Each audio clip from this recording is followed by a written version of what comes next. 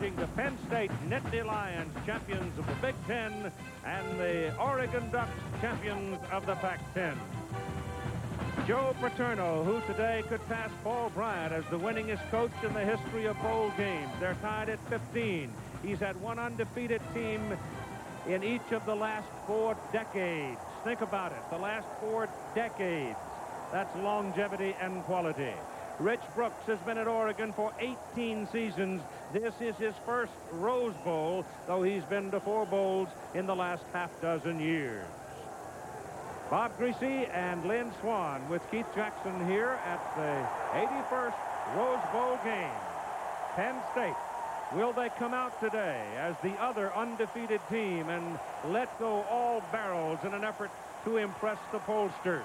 With this footnote that no team holding first place that won a postseason game has ever been voted out of first place. Brett Conway will kick off for Penn State. Oregon will return it with Ricky Whittle and Herman O'Berry. The temperature is just under 70 degrees. The field condition is perfect. It's a gorgeous day in Pasadena.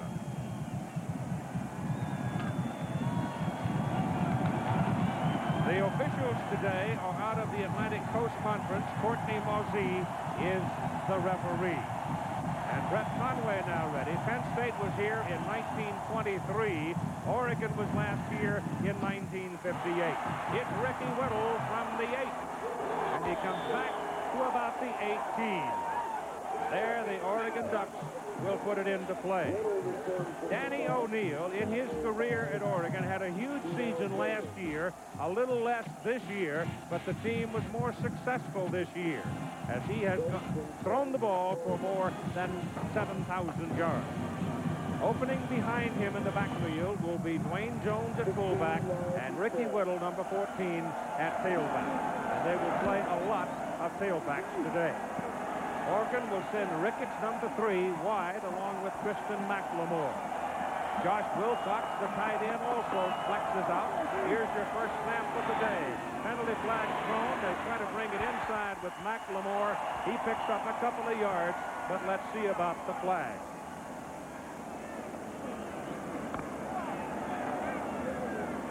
It'll be offsides against Penn State, so there is some anxiety running through the minds and souls of these youngsters. The offensive backs and receivers for Oregon, McLemore, number 1, is a key man. More often than not, the hot man.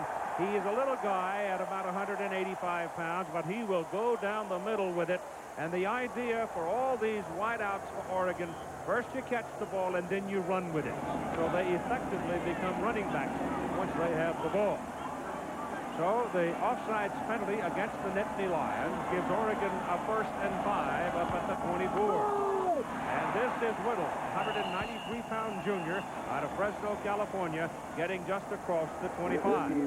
Now these are the people that will tell the story of Oregon's fortunes today. The offensive front, Bob Greasy, they got to give Danny O'Neill enough time. 4 new starters in that offensive line from last year. 3 of them are sophomores. They've had a lot of injuries in that group, and they have allowed a lot of sacks. Penn State sacks the quarterback very well, and you are right. They must play well for Oregon to have a chance. 2nd down and 3. It is O'Neill looking to the right. He's got double wide there. They stay with a run. They go to Whittle. He's caught by the ankle. He can't break loose from Willie Smith, and he is taken down after about a yard pickup. So it's a sticky wicket in the middle against this defensive bunch, and Willie Smith, who just made that last tackle, I think will have a big day today because he has grown this year, I think, into a terrific football player. In the secondary, Bob, there's a new man. Penzinek starts at free safety. Dingle and Herring and Dingle both out. There's a look at Penzinek. His first career start is the Rose Bowl. 3rd down, first pass thrown wide to the left side to Dameron Ricketts, and Ricketts goes up. One-hands that thing and brings it down. Wasn't a good throw by O'Neill, but what Oregon needs to do on offense is come out and make first downs and control the football. Keep it away from Penn State and that high-scoring offense. It is just enough for the first. Put it up on the 34-yard line, and Danny O'Neill is probably pumped, wouldn't you say, at this point. And Whittle bouncing over the right side, finding a little daylight. A penalty flag thrown here, and I think you've got possibly a holding call coming up. And if it is holding, it's probably against Oregon. There's the holding, and it is against Oregon. And let's check in with Lynn Swan. Thank you very much, Keith. You know, let's try and put that Nebraska-Miami in perspective for both these teams. When I talked to the kids from Penn State, they were a little disappointed, a little depressed. Not that bad. Joe Paterno stressed to these guys, it's the outcome of their season is up to them. They can't depend on anybody else. He felt they would not be down. But I can tell you, when you watch a game like that, you watch it all the way through the fourth quarter, you think what you want is going to happen. Miami's going to upset them, and they don't. You are a little down. If they can get it under control, they'll be okay. On the Oregon side, they said they don't think they can nickel and dime the Penn State team. What they want to do, move the ball and look for the big play to get some points on the scoreboard. Keith? That was a 12-yard penalty against Oregon. So it moves it back and makes it a 1st and 22. Because holding is a penalty from the spot of the foul. O'Neill's pass down the middle, caught by Josh Wilcox, the tight end. This time O'Neill was on the money to his tight end right in the heart of the field, and he is close to a first down. Well, what Lynn said was they need some big plays, and O'Neill is the guy that has to give it. They've got some speed at the wide receivers, and Wilcox, the tight end, is going to have single coverage a lot during the day. That's a big throw for O'Neill and a big catch for Wilcox. Josh, Daddy was Dave Wilcox, who's one of the great ones in San Francisco 49er history. Played the same position. Yep. Played for Lynn Casanova. That 58 team that played Ohio State here, and we've got another penalty flag. So the boys from the ACC brought the laundry with them, didn't they? Courtney Mosey with the call. Dead ball. Delay of the game. Offense. Dawson is the umpire. Michael Samples, the head linesman. Richie Williams, the field judge. Williamson, John Gutbold, the line judge. Dan Hogue, the side judge. And Tommy Hunt is the back judge. So the Ducks now absorbing their second penalty. They'll be looking at 2nd down and 6, having almost picked up the first down on 1st and 22. O'Neill back, short drop, quick pass, bring it back into the middle, into the traffic, and there's the first down. Caught by Cameron Ricketts. Ricketts is 5'9", 177, sophomore out of Culver City, California. Ricketts led the team in receptions this year with 36. Oregon needs to hit the game going on all cylinders. They want to take some offensive plays that are sound, but they also want to try big plays, wide open, throw the ball all over the field. They're not going to leave anything in their bag of tricks. On the 49, first down for the Ducks as they near midfield. Penn State offense is yet to see the ball. This is Whittle. He's hit behind the line of scrimmage, but shakes off the tackler and gets it across midfield to the Penn State 48-yard line. He got away from Flint Holes, the strong safety. Brian Miller on the tackle. Holes is going to be 13, and it's just a good job by the running back to avoid the tackle. Poor tackling by the defense.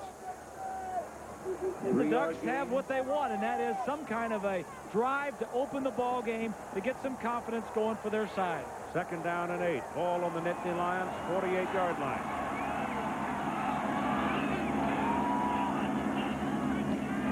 O'Neill down the middle. Pass is underthrown. Josh Wilcox was breaking free. If O'Neill had had a little deeper drop, incomplete. He might well have had 6 points in his pocket. I think the other thing, too, Keith, is O'Neill thought that Wilcox was open when he threw it, and that Wilcox wasn't looking at the right time. He's an old quarterback. Played behind Terry Baker at Oregon State. Yes, he did. Rick says he played the defense, and Terry played the offense. Back in the old, when they couldn't substitute many guys, right? 3rd down and 7.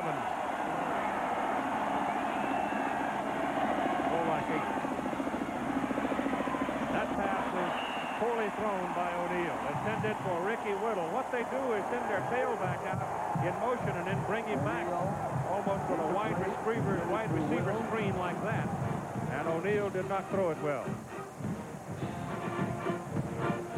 True freshman Matt Belden then will come in on 4th down to punt for the Oregon Ducks. And Mike Archie goes back for Penn State, standing back at the 10-yard line. Belden has been quite dependable this year, averaging just under 40 yards per punt. He's been busy, too. He has 77 punts. Gets some air under it, and Archie calls for a fair catch at the 16-yard line, where it'll be 1st down for the mighty Penn State offense coming up next. Grand Marshal for this 1995 Tournament of Roses, Chichi Rodriguez.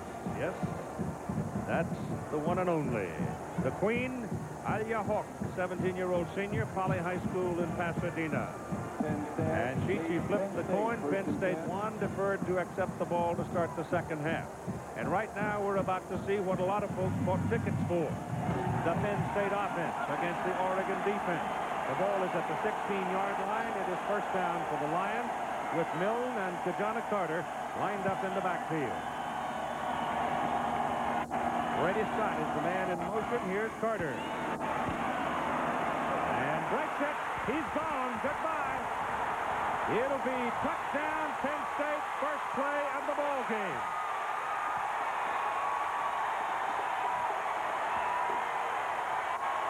It goes into the books as 83 yards. They had him, they fought, and then he was gone.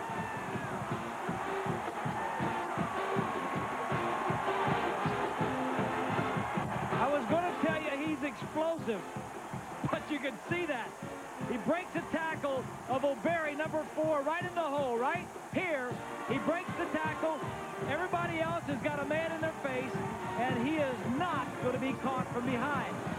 Gained over 1,500 yards, rushing 1,000 yards each of the last 2 seasons. Penn State leads the nation in scoring offense, and that is one of the reasons. Brett Conway for the point. It's good.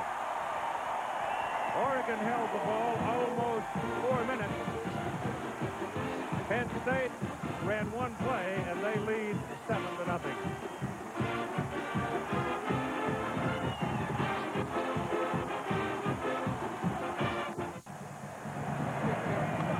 That is the longest Penn State run of the year by Kajana Carter. It is not a Rose Bowl record. The record held by Tyrone Wheatley of Michigan against Washington in the '93 game, when Ty went 88 yards. Kajana just went 83 officially. Now Penn State will kick off to the Oregon Ducks, who have tasted reality. Out of the end zone, no. They'll bring it out to the 20-yard line. Penn State on their first possession had moved the tight end, caused some confusion out here. Look, there is nobody in the center of the field as the ball carrier is going to come this way.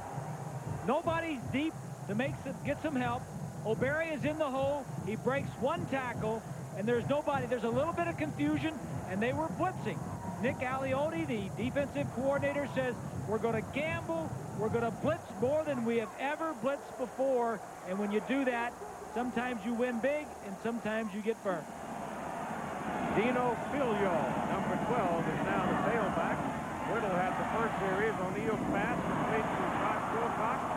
Wilcox, the tight end, who's a little faster than you might suspect, has the first down for Oregon, and one of the Lions is shaken up. Penzinik. So you've got time for the injured player, and tomorrow night on ABC, the new year brings new episodes of all your Tuesday favorites: Full House, Me and the Boys, Home Improvement, Grace Under Fire, and NYPD Blue. Happy New Year tomorrow night here on ABC. 1st and 10. Pristine day about the city of Pasadena. San Gabriel's hovering over the old oval in what was once a dry wash, that now a playground for the San Gabriel Valley region. And Penzinik will come off the field. And Lionel Fayard will replace him. Penzinik is the one that we mentioned. As you take a look at Fayard, Benzenik was making his first start in this Rose Bowl, number 29.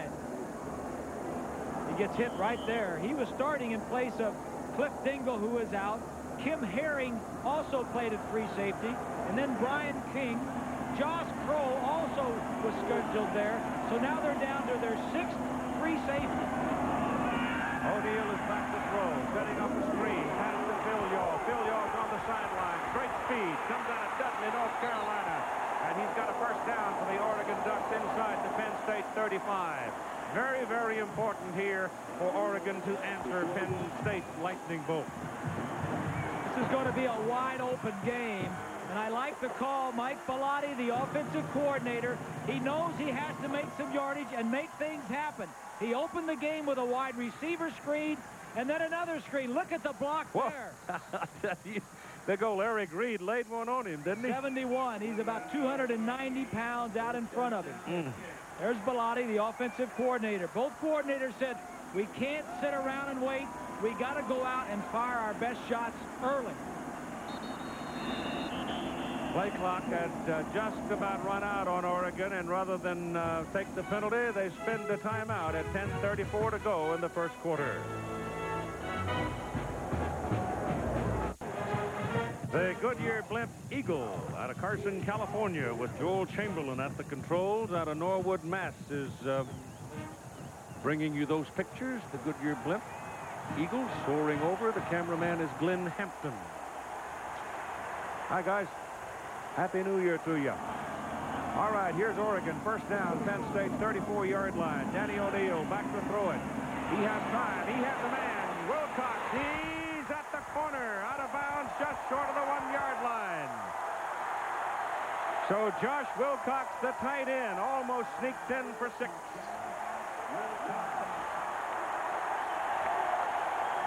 What you got, watch, he's going to sit up and pump. Right here, the corner bites. What you've got is the tight end lined up wide on Forbes, number 46. Forbes is the extra cornerback covering a tight end. He says it's a piece of cake. They throw it deep to the tight end, and Wilcox is the star of the offense so far for the Ducks. O'Neal 6 of 8 now at 118 yards, and Oregon is knocking on the door.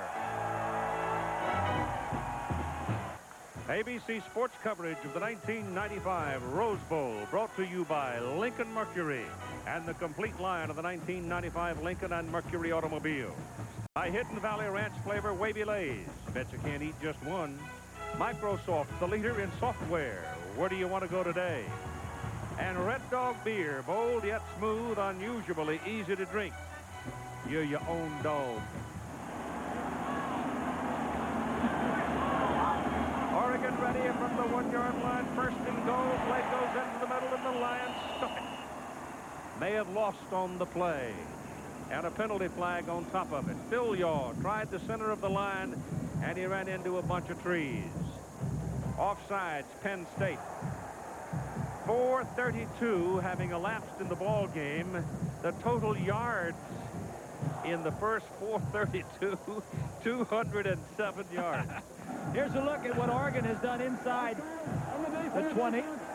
39 of 44 is doggone good. And look, Penn State defensively, they're 70th in the nation on defense. They are first on offense, but 70th defense. So there's Jerry Sandusky, the defensive coordinator. He's had a lot of injuries, but they have given up 29 or more points in 3 of their last 4 games. O'Neal will throw it. Has his man. Touchdown. Wilcox.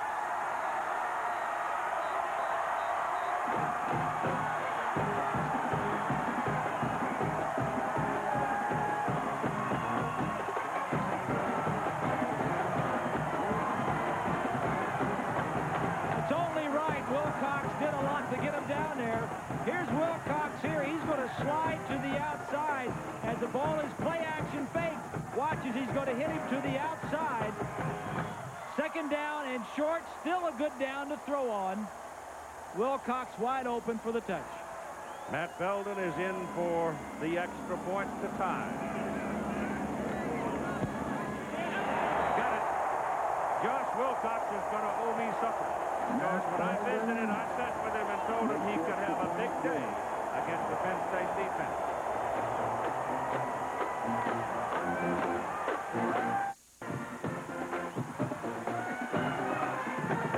The Eagles.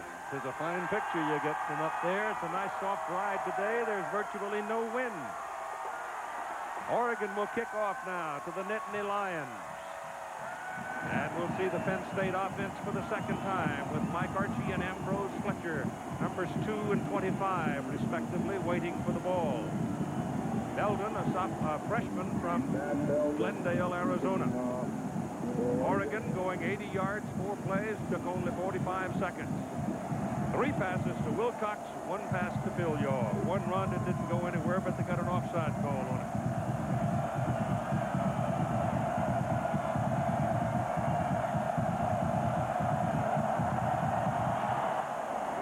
Kicks got a lot of air under it, not too deep.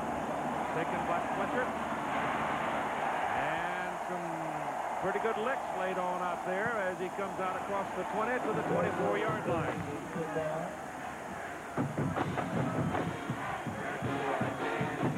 Kerry Collins, big guy, weighs in at better than 230 pounds, 2,700 yards almost. 21 touchdowns and only 7 interceptions. Great year for the young man, Keith. He was the top-rated passer in the country, and he was my choice as the surprise player of the year. He wasn't rated in the top 20 of the quarterbacks at the start of the season. Second offensive player of the game for Penn State. Now, bet you the Ducks know where Kajana is. Collins back to throw it. Throws underneath to the fullback out of the backfield. Brian Milne, and he's wrestled down at about the 27. One other point on Kerry Collins. He is the only Penn State quarterback ever to lead the nation in passing. There's Carter. You know all about him. John Whitman is normally your fullback, except today Brian Milne steps up.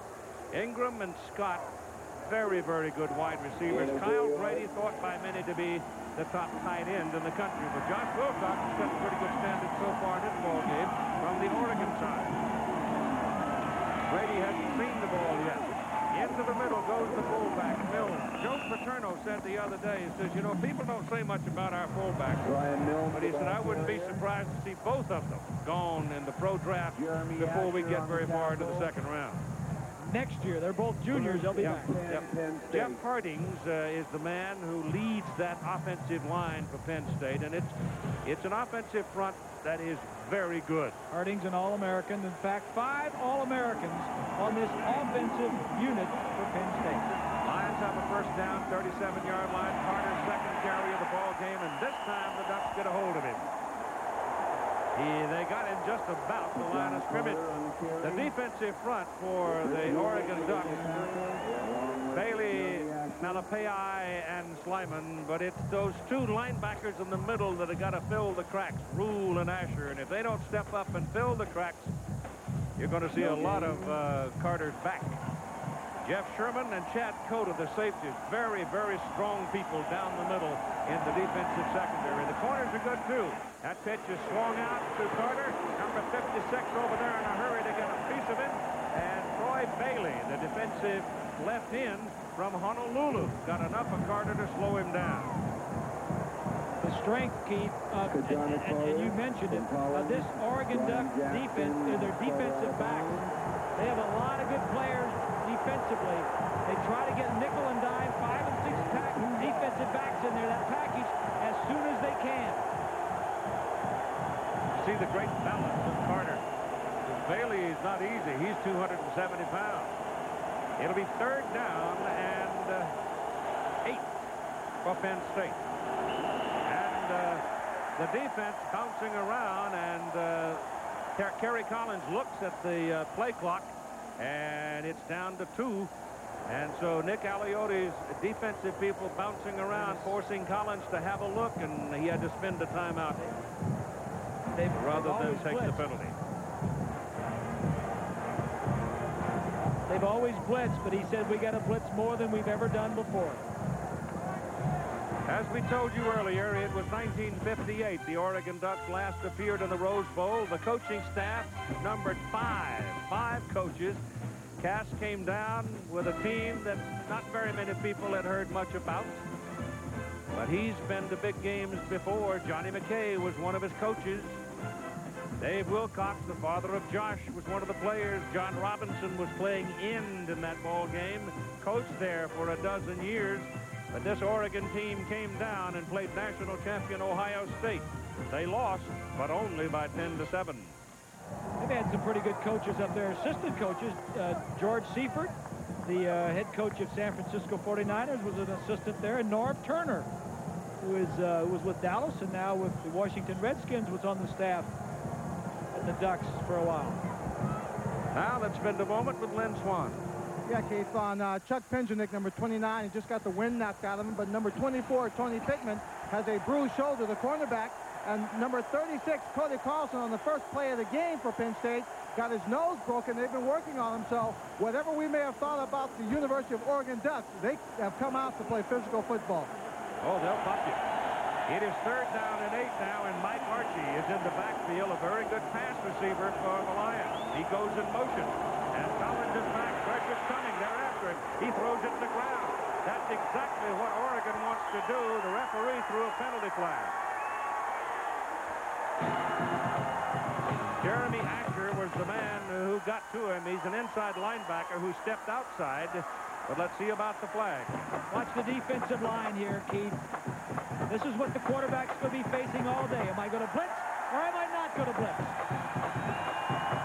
Well, he calls Collins here for grounding, too. Yes, he does. No question about that. The problem is not only confusion with the quarterback prior to snap, but confusion amongst the offensive linemen and the backs on who to block. All right, Herman O'Beary, cornerback, goes back to receive. It's a 21-yard penalty and a loss of down, so the Lions, for their punt, go back inside the 20, and Darrell Tania will do the punting. 8 minutes and 15 seconds to go in the first quarter. It is a 7-7 ball game. The very first play for Penn State.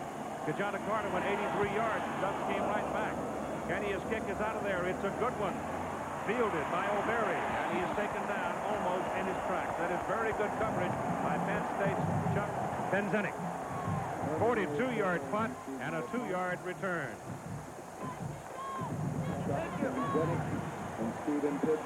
As Oregon comes to the ball again, in conversation with Coach Rich Brooks, I asked him what kind of a game would he like to play. Well, I would like to have a game where Penn State on first down is stopped to where they're either 2nd and 10 or 2nd and 8, 2nd and 7 at the very best. If we're able to control Penn State on first down, I believe we'll be able to get in to do the things that we do well on defense. And offensively, we're going to have to score a lot of points because it's unrealistic to think Penn State isn't going to score some points. Well, that second defensive series for Oregon pretty much went just that way. It was Kristen McLemore catching the ball on that last offensive play and picking up 5 yards. So the ball rests now at the 47 of Oregon, where it is 2nd down and 5. 7-7 tie. There goes Whittle.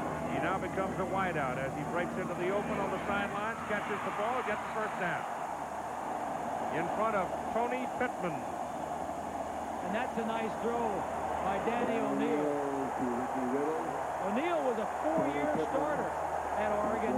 The all-conference quarterback has not thrown an interception the last 4 games of the season. Started out a little slowly. The turning point for him was when he was sick out of the game with a finger injury. His team went down to University of Southern California, beat him in the Coliseum without him. He said, hey, that's a good team. You've got Whittle and Phil Yaw both in the backfield right now for Oregon. O'Neill pumps it. He takes it down the middle of the tight end. Wilcox again, and Wilcox moves it inside the Penn State 35 for a first down. Tight end was wide open right down the middle of the field. That's a little trick there. They had a little trick. Pull out all the stops. Watch the tight end right here. He's going to fall down. Let everybody go away from him, and then he's going to watch him fall down. That's the old fall down play. Linebackers forget about him, comes back in the middle. They're pulling out all the stops there early in the game. Oregon's Danny O'Neill now 10 of 12 for 143 yards, 1 touchdown. He's thrown to 5 different receivers. You know, most teams have that play. Either a little fall down screen or a fall down sneak in the middle. It always works. I've never seen where that does not work. Chain gang was late to get a start. Somebody had to say, hey guys, we're down here, you're up there, come on down and join us. He's hit 7 straight passes, has O'Neill. What a bright, shiny youngster he is. Absolute pleasure to spend time with him. You got a double tight end, Blake Spence and Josh Wilcox sharing the position. They both play a lot. O'Neill is back. Lets it go down the middle. This will be intercepted. It is picked off by Chuck Penzinik. He threw that one up for grabs. That was a bad decision to let it go because Chuck was sitting back there playing center field, and he threw it right to him. Well, Penzinik, who was injured earlier in the game, gets his first interception. And O'Neill, the first interception in the last 5. There's Penzinik right there. Just going to back up, play his eyes. Poor throw, obviously, by O'Neill. He had an open receiver going across the field. He did have some people in his face, though. I mean, Penn State folks get in your face. They're big. Sometimes you try to take advantage of a position, the free safety position, and you don't read the coverage. Here goes Carter. And DeJohn on his second effort. Again, they thought they had him, and 2 yards later, they finally do. The first hit was by Bailey, but Bailey didn't hold him. You've got to wrap this man up, boy. I tell you, you got to put the lock on him. Well, here's the last interception by O'Neill. And you don't always have to sack a quarterback. Just get close to him and get in his face where he's going to throw a little bit earlier than he'd like to. Second down and 6. Here comes Carr. Stumbled a little bit this time, and the Ducks get him short of the line of scrimmage. Mark Slyman The ball carrier. and Reggie Jordan were the 2 principal tacklers on the play. And so as we hit the 6.5-minute mark to go in the first quarter, we've got a 7-7 tie.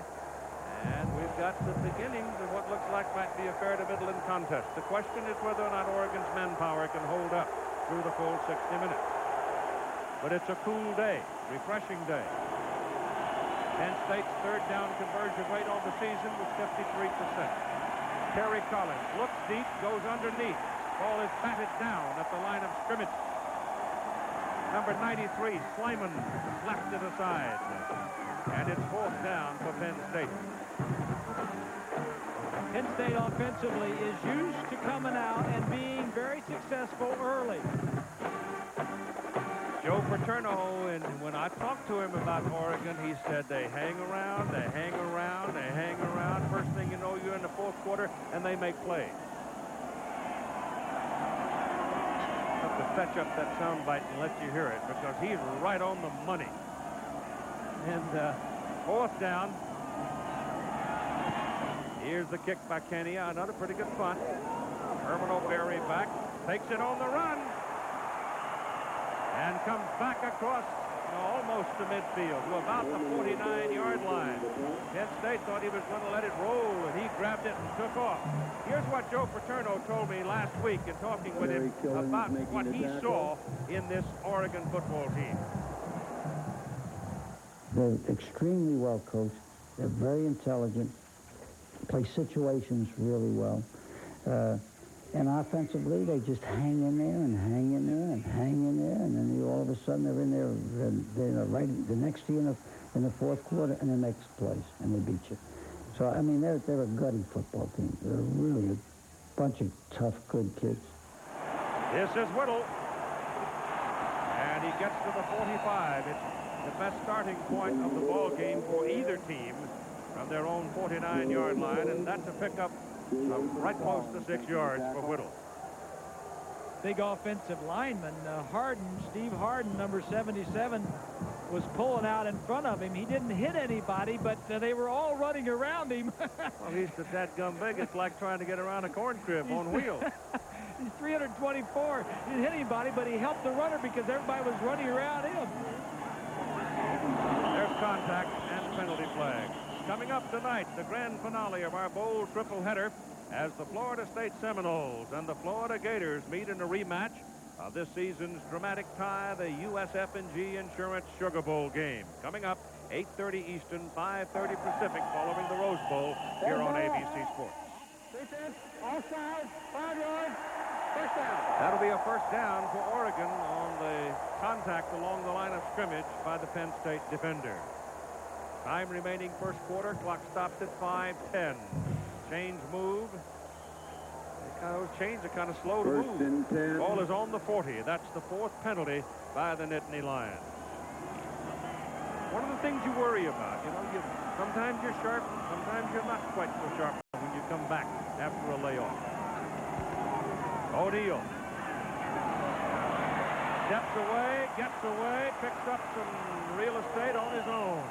Actually, he had McLemore breaking loose on a corner, but by the time he picked him up, it was too late. And so he ran away from the hot breath of the pursuers. O'Neal is kind of nifty. He can scramble. He just doesn't scramble around behind the line of scrimmage. If he gets out and there's some yardage to be made, he can cross the line of scrimmage. Mike Bellotti, the offensive coordinator, doing a nice job with the talent. A lot of skill players, a lot of speed at those positions. Dino Filial, the single back, McLemore's #1. He's in motion. Call on the 34. Pressure coming. O'Neal better hurry. Dumps it in a hurry. Gets it to Filial. He's down the sideline. And a first down around the 15-yard line for the Oregon Ducks. Pretty close to being 6. That's a nice play. I like this play. Everything goes away from our camera position here. The back goes to that side and then swings back. O'Neal makes a little fake. It's a nice-looking play. One of the things that Jerry Sandusky, the defensive coordinator, says concerned him is that things that are new that he hasn't seen before. He knows the team that's a big underdog might come out with some new things, and he's seen a few of them already here this afternoon. First down at the Penn State 15-yard line. That ball is thrown to Filial. It is out of bounds. Did he have possession? No. Incomplete forward pass. He had one hand on it and never got control of it. I thought they had 2 men moving myself. I thought they had Wilcox moving, and I thought somebody at the top of it might have been going too.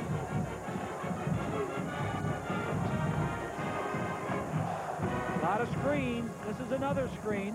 Fake the draw. Swing it wide. You got to trust your quarterback on something like that. It's a good call. He never had possession. Second down and 10 from the Lions' 15-yard line.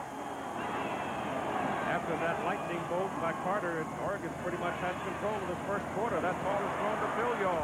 He puts his head down and finds his way to the 10-yard line. It'll be third down and 5. Tony Pittman, number 24, making the hit for the Lions.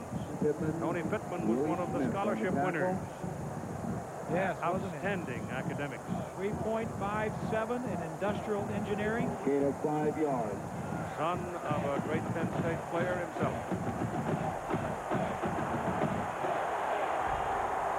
Third and 5 for the Oregon Ducks at the Penn State 10.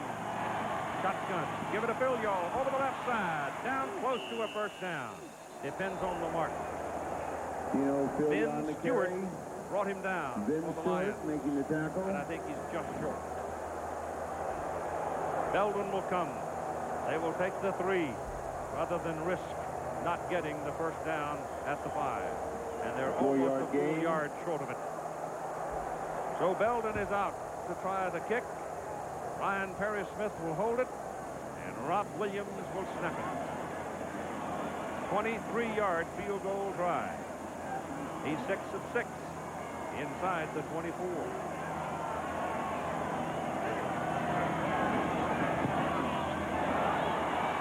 He missed it. Oh, my goodness. Never got anything on the kick. 23-yard field goal attempt. Whipped off, and he missed it. And 2 minutes and 30 seconds to play in the first quarter. The Nittany Lions dodge at least a small caliber. So that's a tough break for Oregon in that They had a chance to put some points on the board after a nice drive.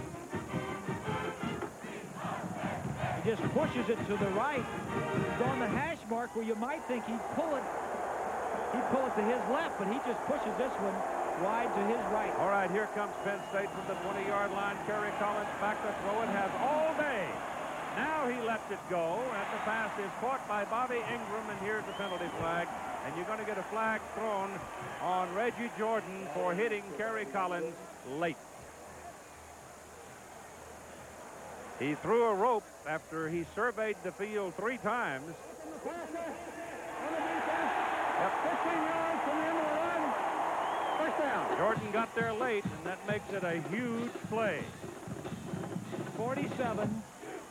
Number 47 is Jordan. Well, they're holding him. Well, it's just too much enthusiasm. You didn't need to throw him down. Maybe he was frustrated because he was being held. You know. First and 10. So, give it a first down. Big play out to the 48-yard line. And Penn State to the ball. 7-7 tie. Headed for 2 minutes to go. Give it to Carter, working in the middle. And he gets the ball down to the Oregon 45-yard line. And here's Lynn Swan. Chad Cota making the tackle. Keith, number 50, Salila Malapia, the starting nose tackle. He came out, not of this defensive series, but the last one, limping. He hurt his left knee. It's an irritated medial collateral, and the team trainer said he hurt it in the middle of this season, so he's really irritated, an old injury. We have to watch him to see if he can continue on that left leg. He'll play. Salila Malapia, he's in there. From Honolulu. In the middle goes the fullback. Ryan Milne, 253-pounder, and he can pound on you. Making the tackle. And he almost got a first down as he picks up the better part of 3 yards on the carry. 2 yards. So it'll be third down and a short one. Malapia, he's going out on passing downs, the nose tackle. He is the inspirational leader. Everybody looks up to him. He gets them going.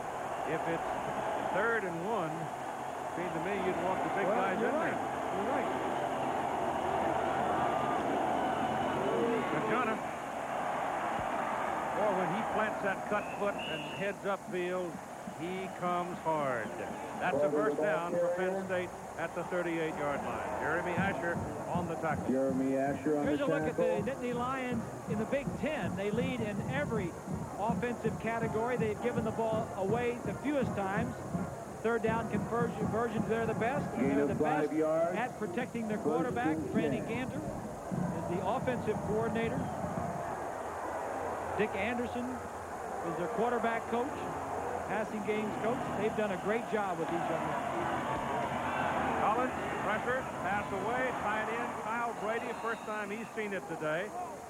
Jeff Sherman takes him down at the 35-yard line. Kyle Brady. Chad Cota and Jeff Sherman, the safeties, are the people who have the responsibility of that big old tight end, 6'6", 260 pounds. There's Cota right there, Keith, the strong safety blitz. When you get a blitz, you should throw in the direction where the blitz came from, because that's where the coverage is going to be a little void. At times, Sherman did a nice job, the free safety, moving over to help out Cota. We've played a quarter at the 81st Rose Bowl. We're tied at 7. The Nittany Lions are starting to move again. We go to the second quarter of play in the Rose Bowl game. We have a new tandem in the Penn State backfield. John Whitman at fullback and Mike Archie at tailback, as the Nittany Lions tied with the Oregon Ducks 7-7 on the football. Second down and 6, just inside the Oregon 35. Freddie Scott has yet to see the ball today. He's the man in motion. Hands it to Archie into traffic, 1 yard. That'll do it. Mike Archie, the ball carrier. Tackled by Derek Barnes.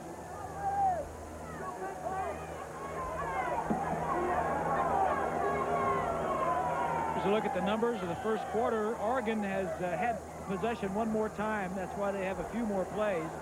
First downs. Oregon is doing it through the air, 167 yards, and Penn State on the ground with 110. Carter has 99 yards in the first quarter alone. Third down and a short 6. Terry Collins quickly to the sideline.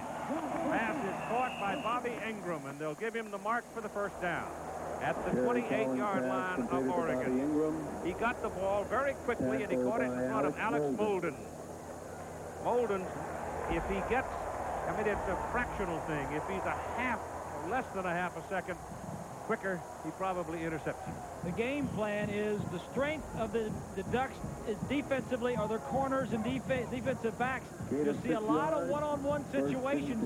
Aliati says, I'm going to stop the run with 7 and 8 guys. My strength is my backs. I'm going to leave them a lot of one-on-one, so there should be some big play opportunities. Here's Kagana Carter carrying the ball in the middle, and they finally wrestle him down, but again, he's got about 6 yards, and here's 20.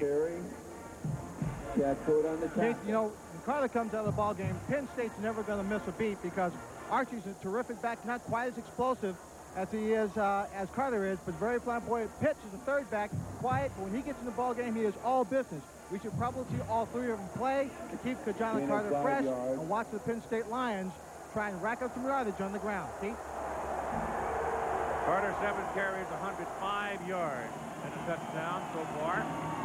Flips and down he goes on one knee back at the 34. So he's back to a yard beyond the original line of scrimmage. Lost his footing. And that feels very good. There's nothing wrong with that field. That was put such pressure on it. Yeah, that was a design to fake to one side and then go back the other way, and he just slipped on the turf. Archie back now. It's a passing down on 3rd and 11. As we told you a while ago, Archie's a very good receiver. Junior out of Sharon, PA.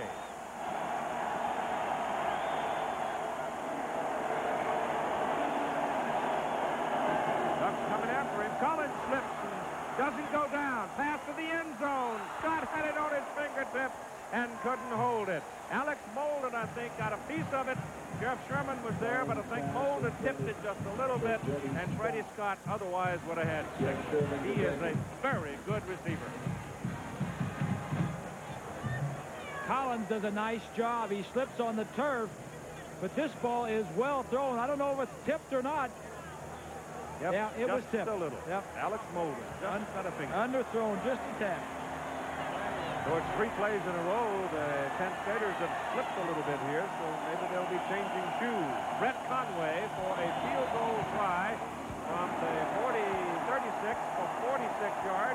He doesn't get it. The Oregon Ducks celebrate their defensive effort as they turn Penn State away at 12:26 to go in the first half, a 7-7 tie. Getting a little hazy out looking toward the ocean, working through the mountains, the Santa Monicas and the San Gabriels, and nestled down here in quiet comfort, the Rose Bowl filled with 100,000 folks. Jones and Whittle in the backfield behind Danny O'Neill now. Oregon ball, first down, 29-yard line. O'Neill back, gets the pressure, gets his pass off. Pass is caught by Jones out of the backfield. Made something out of nothing. Kept looking around, found his safety valve, and completed the pass for 7 yards. O'Neill now is 13 of 17. He has a touchdown. He's been picked once. He was 12 of 16 in the first quarter alone, so the Ducks are throwing the ball, and they're getting their yardage a lot of times by throwing it short to the backs and allowing them to run, but the passing game is primary with O'Neill. Cameron Ricketts and Kristen McLemore to the left side. O'Neill getting pressure. Willie Smith. They throw it to Ricketts. He can fly. And he is caught from behind. If they don't get him, Brad Scioli, if Scioli doesn't get him, he's gone. This is the wide receiver screen that Oregon loves to run. That's McLemore. He's going to clear out, and Ricketts will come into the picture and catch the football. Now, Scioli's a defensive lineman. He comes back, number 5. He's the biggest defensive lineman you'll ever see, but he's a defensive lineman. Comes back and saves a big play for the Ducks. Brad Scioli can run. As Josh Wilcox being helped from the field, shaken up.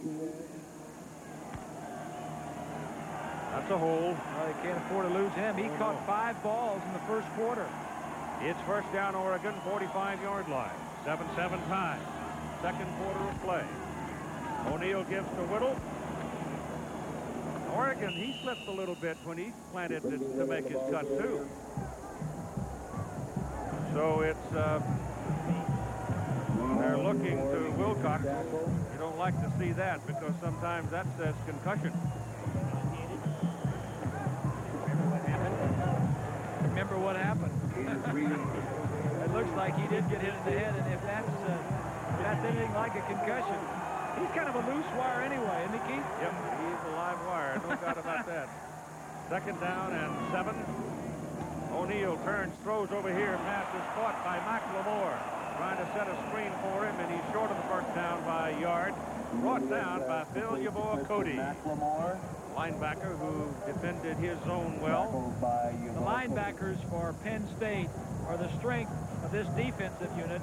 Yeboah Cody, Gelsheiser, number 16, and Willie Smith, all three of them outstanding players, all conference players, first or second team. Gelsheiser, 16, led the team in tackles the last 3 years.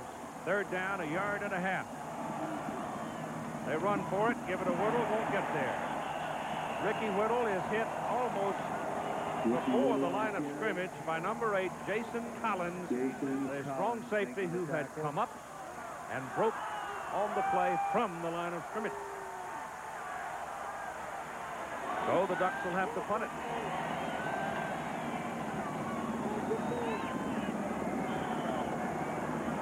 Mike Archie will be the deep man as Matt Belden comes in for the punting.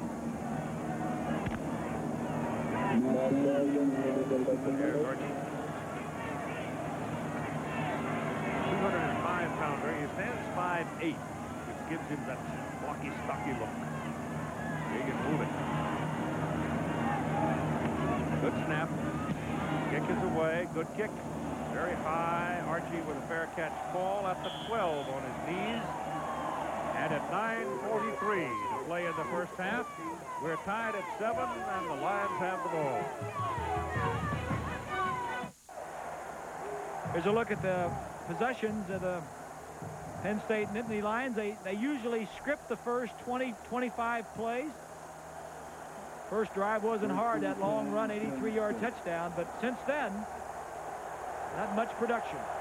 All right, let's see what Nick Aliotti decides to do here with his defense. Penn State ball back on the 12-yard line. Carter is the deep man. Here comes Bobby Ingram on a reverse. Chad Cota takes him down at the 17. Gain 5 yards. Chad Cota, the strong safety.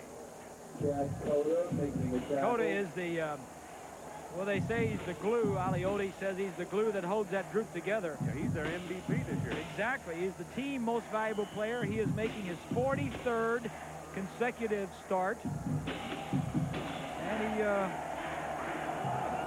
you are. Those are the two. It's his 5th tackle. He's just go and make in the ball game. He is the player. Second down and 5. Pajada and Carter losing the football, didn't he? He sure did.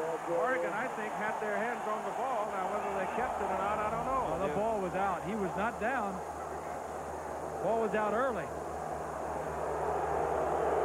Oh, I think somebody blew a call. Let's see it. I don't think any of the officials saw it. They didn't see the ball loose. Yeah, they didn't see it. Right there, the ball's on the ground.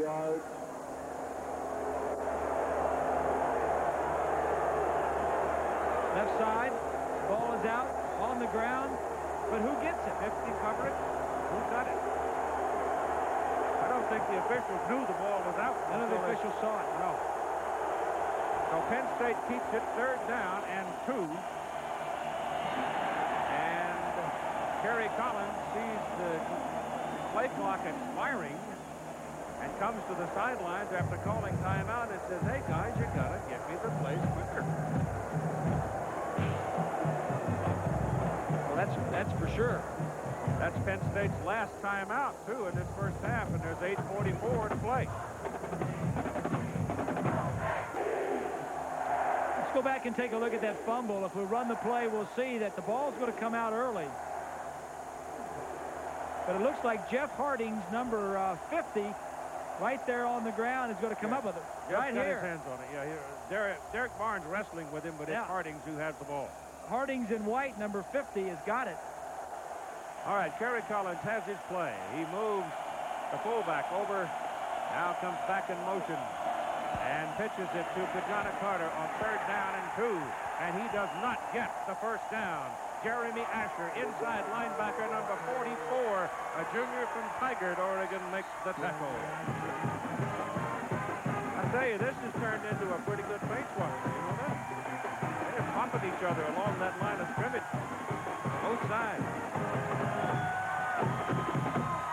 And Kenya now will come in. Oregon will come out of this. They should at least if they handle the ball with pretty good field position. Herman O'Berry is back waiting for the punt.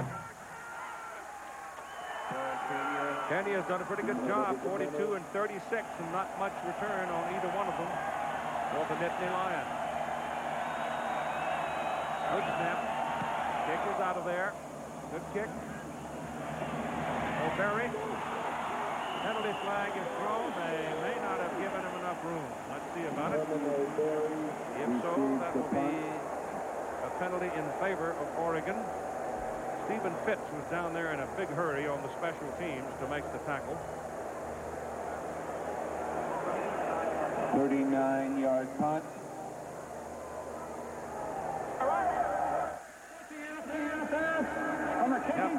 Interference on Penn State, 39-yard punt. ABC Sports coverage of the 1995 Rose Bowl brought to you by Honda, who invites you to test drive the new Odyssey, the Honda of minivans. And Bud Bowl 7. This year it's going to be a whole new ball game. So put the football just beyond the 45 for the Oregon Ducks. And first down. 7:49 to go in the first half. 7-7 tie. Dino Filio is the deep back behind Dwayne Jones.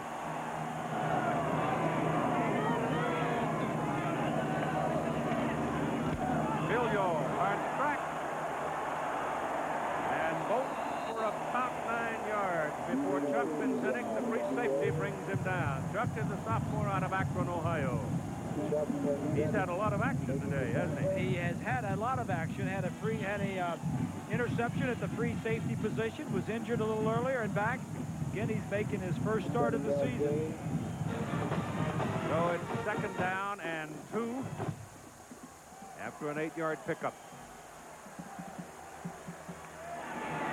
O'Neill's pass completed to Dwayne Jones out of the backfield, and the penalty flag is thrown, and I think the Ducks are going to get dinged for leaving too soon. Dwayne Jones.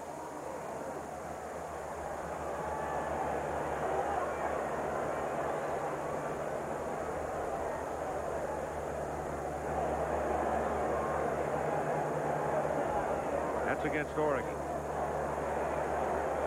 That's against Oregon. So you got 2 separate penalties.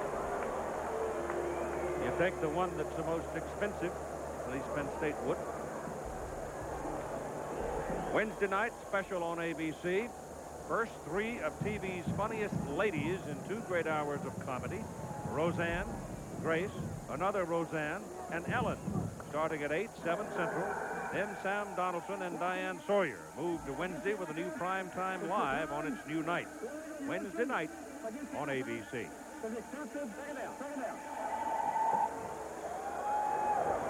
Well, I missed part of that narrative, but the ball comes back to the 48-yard line, where it'll be 2nd down and 8. They accepted the motion penalty.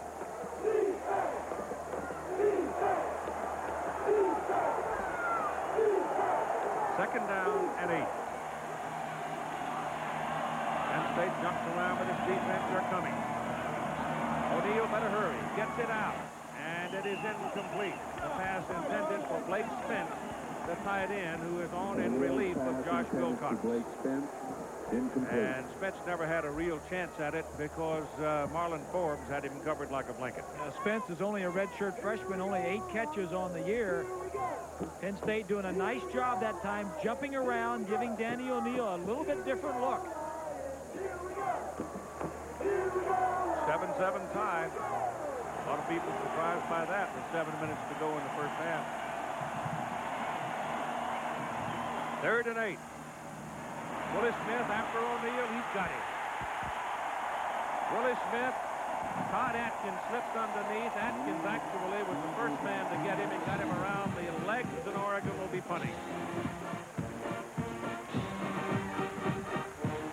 There's Willie Smith, the outside linebacker.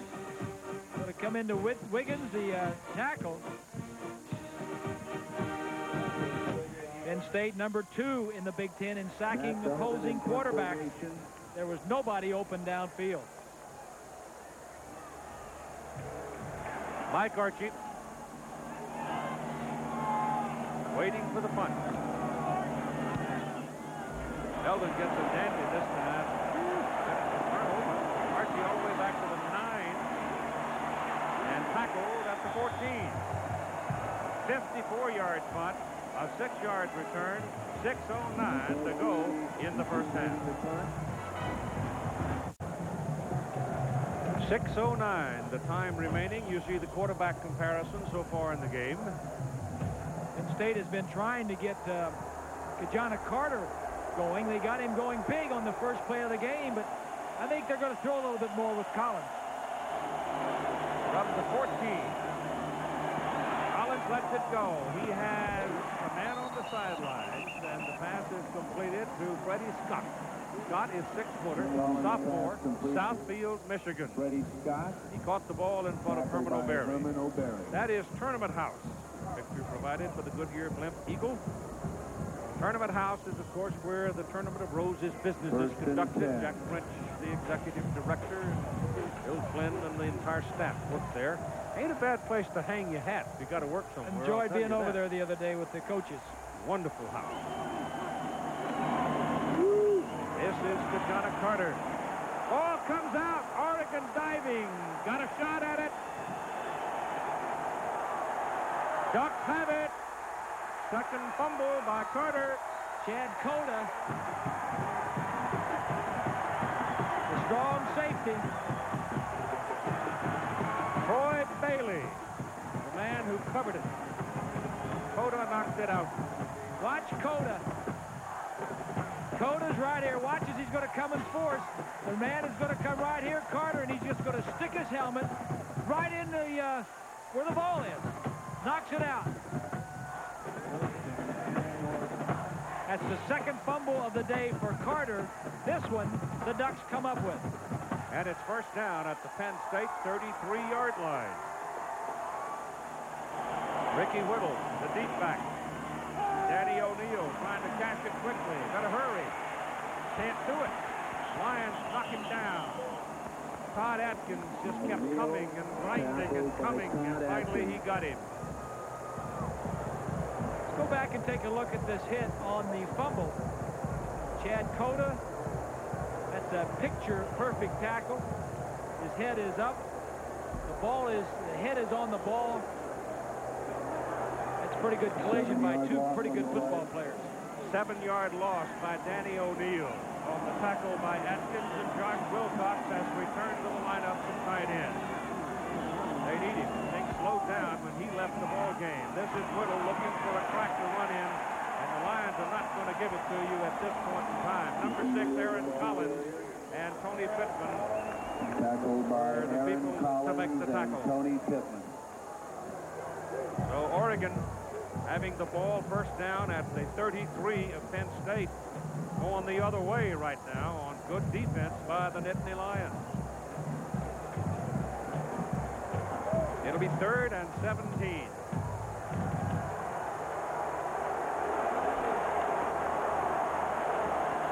Wayne Jones, the fullback, the single back here. He's a blocker. Pass down the middle is good, but it's short of a first down. The pass is caught by Pat Johnson, who is the burner. He's the fastest man in the stadium. As a 17-year-old, ran a 10.3900 and a 20.7 200 meters. Gain of 13 yards. But that pass is good for 13 yards. It is short of the first down. It is 4th down for Oregon. So that first play was a big play by Todd Atkins defensively. Matt Belden, who missed from 23 yards, will now try from 44 or 45, depending on where they mark it. 3:52 remaining in the first half. Take a look at the previous play. Tight man coverage. O'Neal's going to get back and hit Johnson coming from the right side. The perfect throw to a man with a lot of speed. He just didn't catch the ball and keep running. Yeah, he just fell down. Matt Belden now, and we've decided it's a 44-yard try. Actually, 44 and a half, if you want to be precise about it. His longest is 47.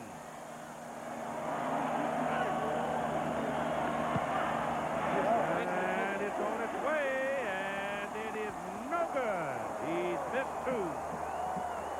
He missed from 23, and now he's missed from 44, and he missed them both wide right. You folks in Tallahassee know about that. He's a true freshman who has handled both the punting and the place kicking all year long.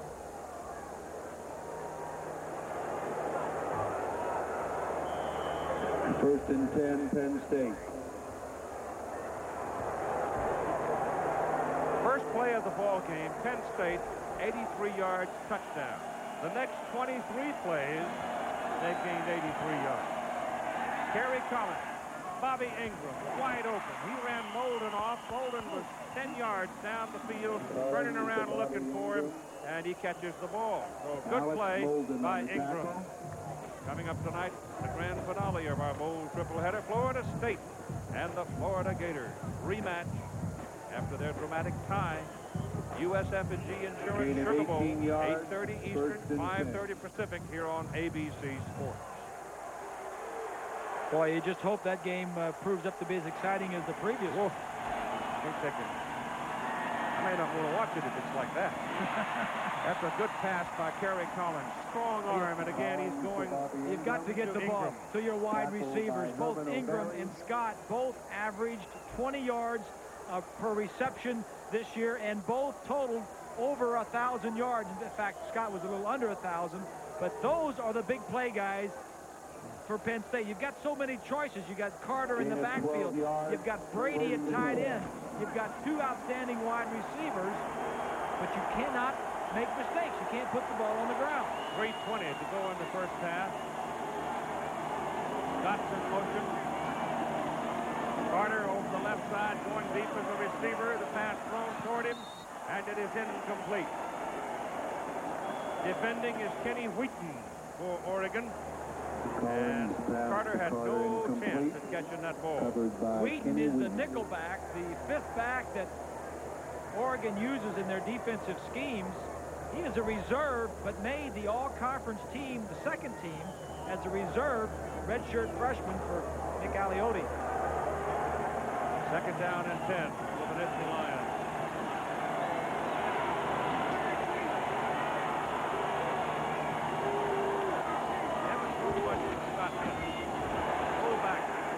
John Whitman. He does not get to the line of scrimmage. That's Jeremy Asher, number 44, just elbowed him. So the loss is back down to the 45-yard line. That's your halftime schedule. 2 yards. Both bands. You'll see both bands. Third down conversion for Penn State today. 2 out of 6. Third and 12.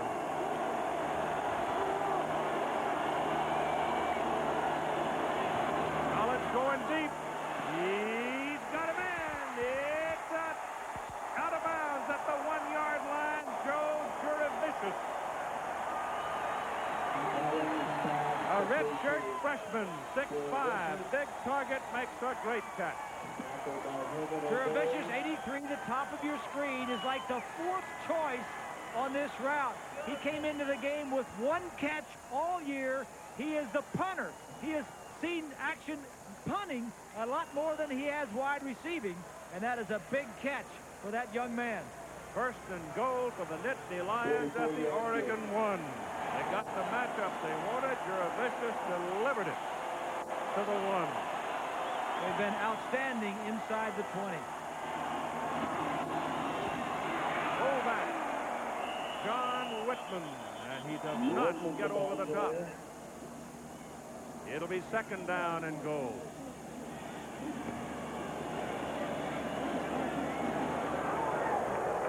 This graphic here, Keith, they've been inside 60 times, and they've scored 56 of the 60, and 47 consecutive times they've been inside the opponent's 20, they have scored.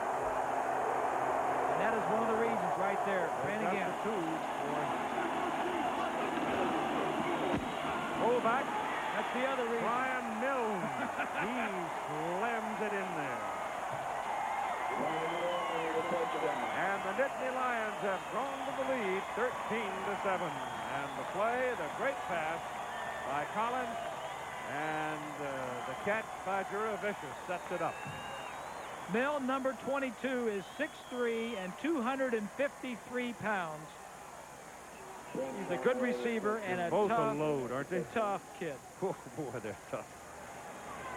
Conway for the point.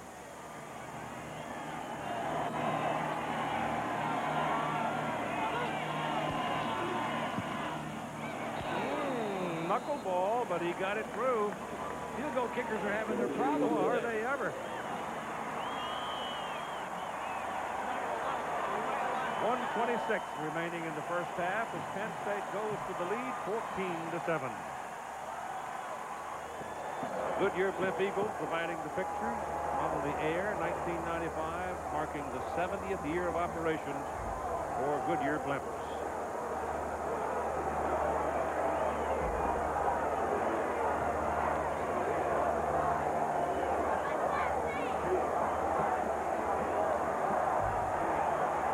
There's a look at Mill, and he was the 1993 NCAA discus champion, and his goal is to qualify for the Olympics in Atlanta in 1996.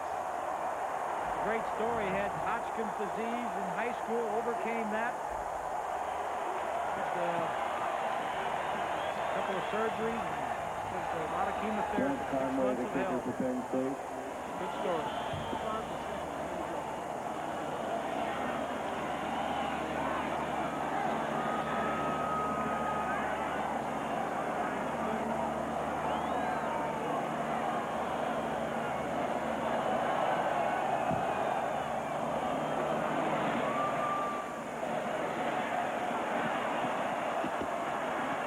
Fielded, and the return will be well short of the 20-yard line. Ricky Whittle coming back to about the 18. And before he leaves, and I know he's going to have to leave town shortly, but I just wanted to say hi and thank him for coming out and joining us, the Grand Marshal of the Tournament of Roses, Chichi Rodriguez. Keith, it's nice being with you, and this is the first football game that I've ever watched in my life, and I tell you, I used to think that baseball was my favorite sport. Football has become #1 sport in my heart. This is the greatest sport that I've ever seen. This is a particularly good setting, though, to watch a game, Chichi. This is pretty fancy. It's a great setting, but it's amazing. These young guys are doing a wonderful job, and I think that football is great for the young people, and they are the future of America, so we have to take care of the young people. Josh Wilcox just made that catch and picked up a first down for the Oregon. Have you had a good time? Have you had a good I time? loved it. I think that this is the greatest thing that ever happened to me in my life, besides meeting my wife. Well, bless your heart. You know, millions of people around this world love you, and what you told the kids yesterday, if Chichi can do it, so can you. Keep on doing it, will you? Well, God bless you, kids, and bless everybody. Thank you. Thank you. Chichi Rodriguez, the Grand Marshal Chichi, of the good to Tournament see of Roses Parade. Had a good time. We're delighted always to see him. Here's Danny O'Neill running out, throwing, good. McLemore, Kristen McLemore with a catch for first down, and it stops the clock at 1:04 to play in the first half. The offensive line is allowing O'Neill some time to move around back there, which allows McLemore some time to get away from Yeboah Cody. McLemore missed 5 games this year with injuries, but he is their best offensive player. Yeah, he's playing with a sore wheel right now. Yeah, but he is their best player. Ball at the 47-yard line. 14-7, Penn State holding the lead. Danny O'Neill gets it off down the middle. Pass is caught by Johnson. Pat Johnson, the speedster, he has another first down, and that stops your clock at 55 seconds to play in the first half. Penn State with a big pass play. Kerry Collins to Joe Juravicius, setting up their go-ahead touchdown in the closing seconds or minutes of the first half. You got to be impressed with O'Neill bringing him back. Pass all the way across the field, caught by Ricketts. He eludes 2 tacklers, 3 tacklers, and finally taken down after another first down at the 24-yard line. These little guys, they'd love to run in the middle of the field. I don't know why, because that's where all those big, fat, slow guys are. I mean, they can't run out to the sidelines. They're just hanging around inside. Ricketts, number 3. They're going to play right now. Here they go. A little short out. O'Neill on a rollout. Got to hurry. And gets out of bounds. He picked up maybe a yard. He just scampered out of bounds to stop the clock at 30 seconds. There was nobody on that side of the field for O'Neill to throw the ball to. I'm impressed, Keith, with O'Neill. We had a nice chat with him the other day, and we were impressed with him and how bright-eyed and how intelligent he was, and he looked you straight in the eye. But the way he's playing, I think the key is he's a 4-year starter, and as I said, he's making his 41st start. And when you've played that many games and that many snaps, nothing really phases you. Oregon has 1 timeout remaining. O'Neill is now 20 out of 25 for 260 yards. He's looking for McLemore. He goes underneath McLemore to Josh Wilcox for a first down at the 11-yard line. 23 seconds remaining in the first half. And as you pick up a first down in the last 2 minutes of the half, they stop the clock to move the chain. And the chain pullers are pretty slow.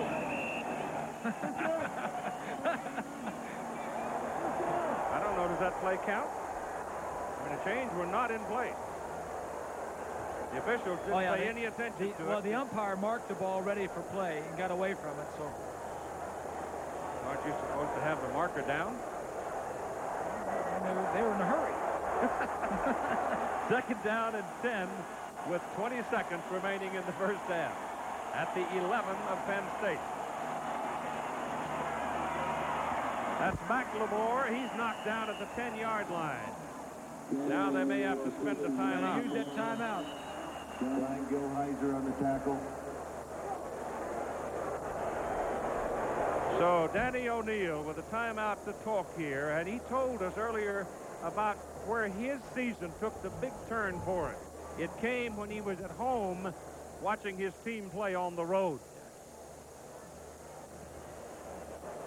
Watching the SC game on TV in Eugene, watching my team go down to my, my home area and play SC in the Coliseum, and watching them win and beat SC, pretty soundly with a great victory, and really put my attitude and the way I approached this year differently, completely changed it. I thought for some reason, and I don't know where I got this, that I had to put up numbers or that I had to drive the team down and make touchdown passes. And when I saw that SC game, I said, this is a great football team with or without me, and this is a great offense with or without me. And when I got healthy and was able to return to this to the team, I just wanted to be a part of what's going on here.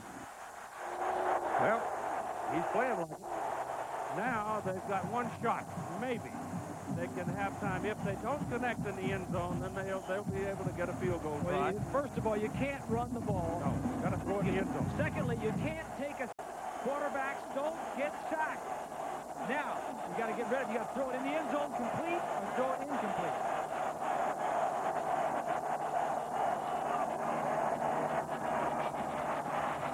And he didn't throw it in the end zone. He didn't get out of bounds. And they're not going to score. Time's going to run out on them. They did not get out of bounds. You got to throw the ball into the end zone. So they don't do the 2 things they had to do. And the half is over. And at halftime, Penn State 14, Oregon 7, and Dameron Ricketts was wide open. Just didn't see it. But it has been a most entertaining first half of play, and the second half may be just as good. Right now, let's go to our studios and join John Saunders. Thanks, Keith, and we'll get back to you in just a moment. And we'll also have the Wavy Lays halftime report right after this message and a word from our ABC station. Stick around. The Bowl Day 95 Wavy Lays halftime report.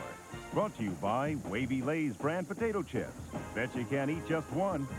From our studio in New York, your host, John Saunders. 14-7 is the score. Penn State over Oregon. The second half is coming up. Scores and highlights with Todd Blackledge in just a moment. But right now, let's take you back out to Pasadena and Keith Jackson. Keith. All right, John, we're going to join the Penn State Blue Band, the Marching Blue Band, right now as they entertain at halftime at the Rose Bowl. Director of the Marching Blue Band is Dr. Richard Munday. The music is Jesus Christ Superstar.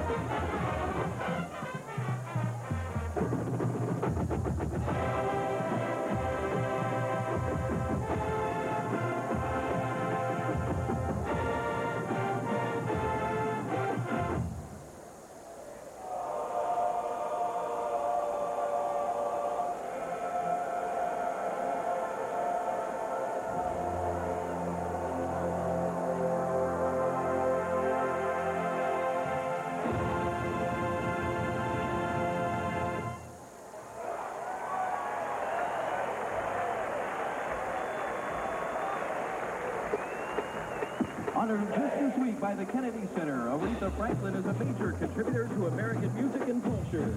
Here's a highlight for our Blue Band Silks, Touch of Blue and Blue Sapphire, Christine Wolfe, the Queen of Soul's signature tune, Respect.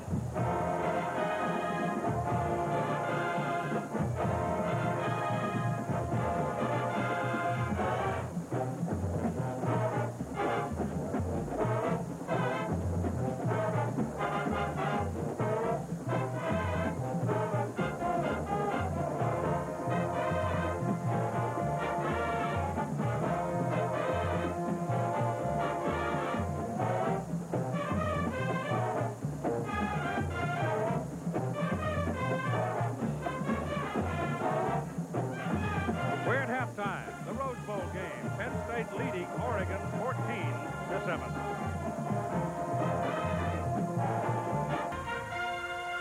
And welcome back once again to the Wavy Lays halftime report. John Saunders here with Todd Blackledge. We'll get to Todd and highlights in just a moment. The score is 14-7. Penn State leading Oregon. Other bowls going on today, including the Fiesta Bowl. Colorado is pasting Notre Dame. Cordell Stewart has thrown for over 100. He's also carried for over 100. Rashawn Salaam, the Heisman Trophy winner, at 47 yards rushing in the first half. South Carolina and West Virginia in the CarQuest Bowl. South Carolina wins their first bowl ever. Steve Tannehill did it, having a terrific day. 2-yard touchdown pass to Boomer Foster here. Tannehill fired up as they're up 7-0. Robert Walker on the ground for West Virginia. 24 yards for the touchdown, making it 10-7, but too much Steve Tannehill. Yeah, Tannehill had a great ball game, 227 yards passing and a touchdown, and also ran a little bit as he had to scramble out of the pocket. This 4-yard touchdown for Tannehill. He really matured under new head coach Brad Scott. 24-21 the final. South Carolina, their first ever bowl win. They had lost their previous 8. Cotton Bowl, this one was a blowout from the start. Texas Tech against USC. Rob Johnson helped contribute 28 points in the first quarter. That was a Cotton Bowl record. Here, 13 yards to Keyshawn Johnson, who had a terrific day as well. Big receiver, watch the extension on the sideline, knows where the boundary is, gets his feet in. Big touchdown. Both Johnsons had good numbers. Rob threw for 289 yards. Keyshawn, 222 yards, a new Cotton Bowl record. 7th straight loss in the Cotton Bowl for the Southwest Conference. This is the last year they'll represent Southwest Conference there. Alabama and Ohio State, you saw this one earlier here on ABC. There was a dog running around on the field, stopping things early.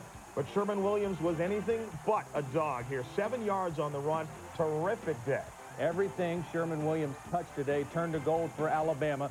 359 yards all-purpose for the Crimson Tide. 27 carries, 166 yards and a touchdown. 8 receptions, 155 yards and a touchdown. The Hall of Fame Bowl in Tampa, Florida, between Duke and Wisconsin. Wisconsin wins the seesaw affair. Darrell Bevel, 11 yards to Jason Burns, and it was back to a 2-touchdown game. The Badgers lost Brent Moss this year early in the year, but all was not lost. Terrell Fletcher today, career high, 241 yards on 39 carries, also a Hall of Fame Bowl record. For Spence Fisher of Duke, 28 of 46, 314 yards. So that's the good news. 4 interceptions. That's a Hall of Fame record. The bad news, threw an interception on Duke's first 3 possessions. That wraps up the day. There's one more game, of course, still to come on ABC following the Rose Bowl. For more on that, let's go to New Orleans now and join Brent Musburger and Dick Vermeil. Gentlemen. John, the early birds here at the Louisiana Superdome are being treated to a little flag football here in the background. Welcome, everybody. We should be in for a real treat, a high-scoring game to close out what has been a wonderful college football season. Take a look at this one graphic, folks. This is the 9th time that we have had a rematch in a bowl game. My colleague Dick Vermeil was involved in a very famous one. He's very modest, he's very humble, but he got his first NFL job because you beat Woody Hayes at Ohio State. Well, I think in that situation, Ohio State had beaten us soundly early, so the advantage goes to the loser. But in this situation, it ended up in a tie. I think that's how it starts tonight. All right, John, should be a good one. Let's go back to you. All right, guys, we'll see you for the rematch. That's coming up following the second half of the Rose Bowl. Enjoy it. The Bowl Day 95 Wavy Lay's Halftime Report has been brought to you by Wavy Lay's brand potato chips. Bet you can't eat just one.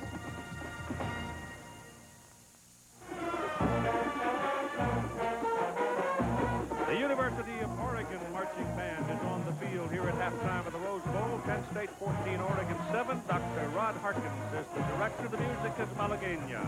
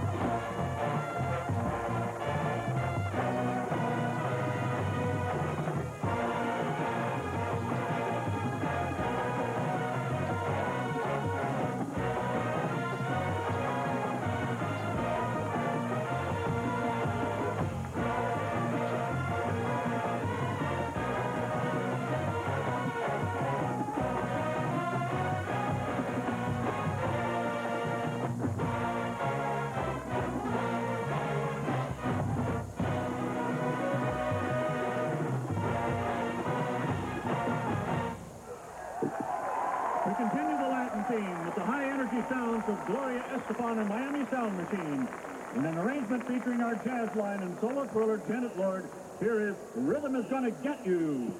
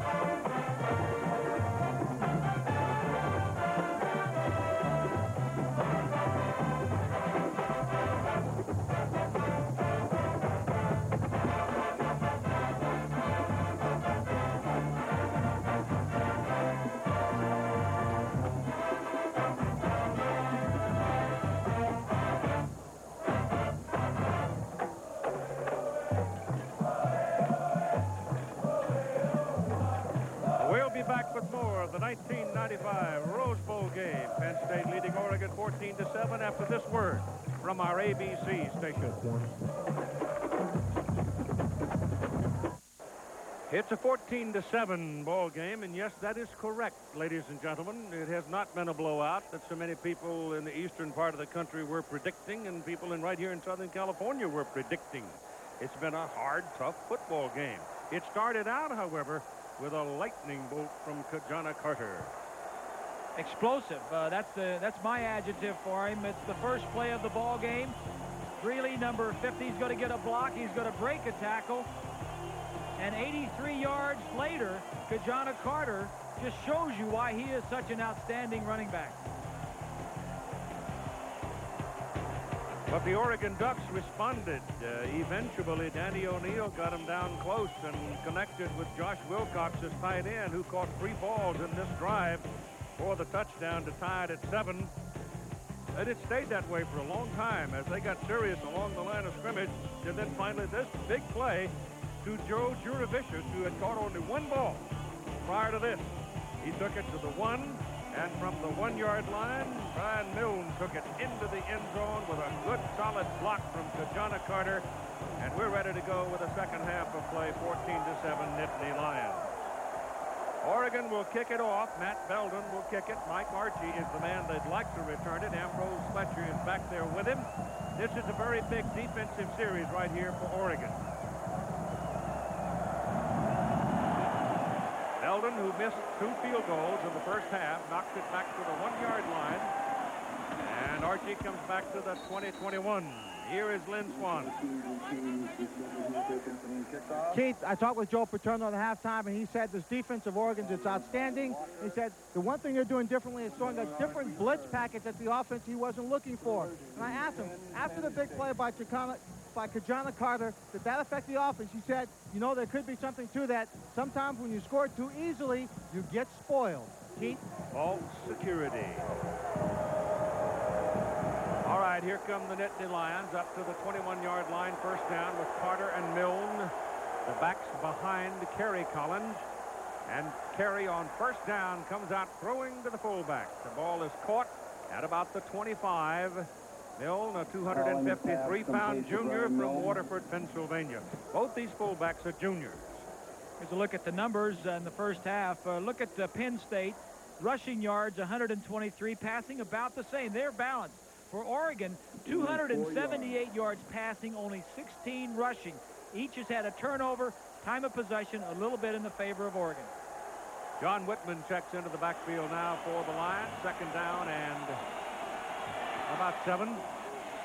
Collins again throwing to the sideline. Good throw. Good throw, and the man under it is Freddie Scott, who probably, they're not going to call it possession. He didn't have it when he went out of bounds. And there's a penalty flag waiting over here. But I think Scott will see the ball more in the second half than he did in the first. Here's a look at Penn State in the first half. They scored on their first possession, and they scored on their last possession. A thing to note there, they did not have very good field position. The best they had was on their own 28-yard line.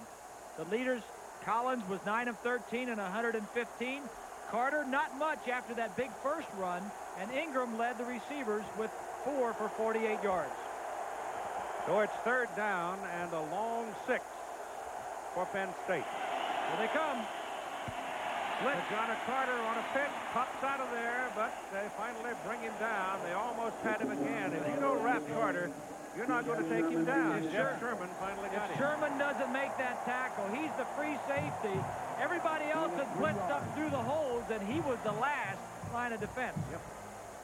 Otherwise, Ki-Jana's got another big number. Darrell Kenya punting for Penn State. All right, Herman O'Berry is waiting for Darrell Kenya's punt. Big series right there for the Oregon defense, I think.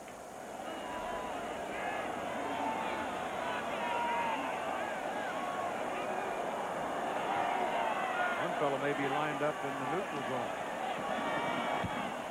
Kick is out of there. Good. Oh, that is a very good kick. Berry retreats all the way to the 22-yard line. There's a penalty flag down, and O'Berry is taken down by Stephen Pitts. That's the second time that Pitts has been very prominent in kick coverage. Good kick and good coverage. And I think we've got a penalty coming here against the Oregon Ducks. That was a 50-yard punt and a loss of a yard on the return. 50 yards on the punt. Might very well have been a push in the back.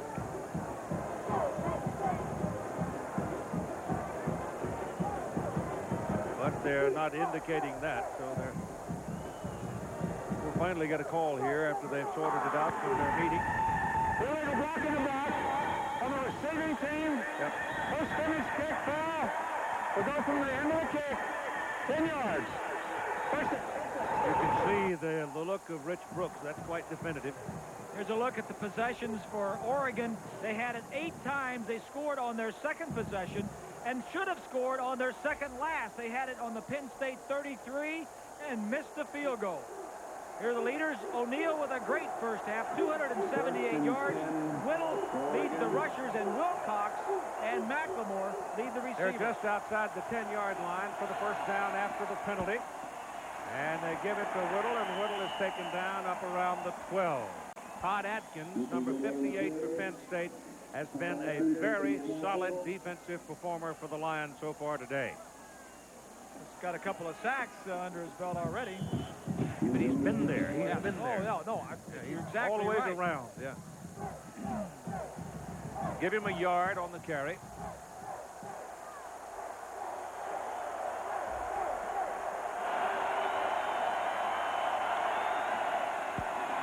O'Neal flips it out to Whittle. Whittle looking for some help on the corner. Didn't get it. Picked up a couple of yards. And again, Lynn Swan. Well, Keith, you know Rich Brooks was very upset at the end of the first half when he didn't get a chance to kick the field goal. McLemore didn't get out of bounds. When I talked to him, he said, I'm not going to change anything we're doing on offense or defense. The kids are playing hard. They're playing strong. We just have to take advantage of our opportunities, and we didn't do that in the first half. And he says physically, he believes this young man can play with Penn State. Penn State's obviously bigger, but Oregon is going to be in a fight, and he believes they can win it. They're quicker. Oregon's quicker. And they've got heart. 3rd down and 6. They're 1 out of 7 on 3rd down conversions. O'Neal's got a problem. Now you need to throw it, but he can't do it. He can't pull that trigger in those circumstances. The reason he can't pull the trigger, there's nobody open, Keith. Nobody downfield. Nobody open. Normally when your quarterback scrambles, you got to go with him, and nobody went with him. He didn't have any choice but to run out of bounds. So Penn State ought to come out of this with pretty good field position. First, they get a 50-yard punt from Kenya. Oregon loses a yard on the return. Belden needs one of those howitzers he hit to close the first half. Mike Archie standing back at about his own 40. Belden's punt, not bad.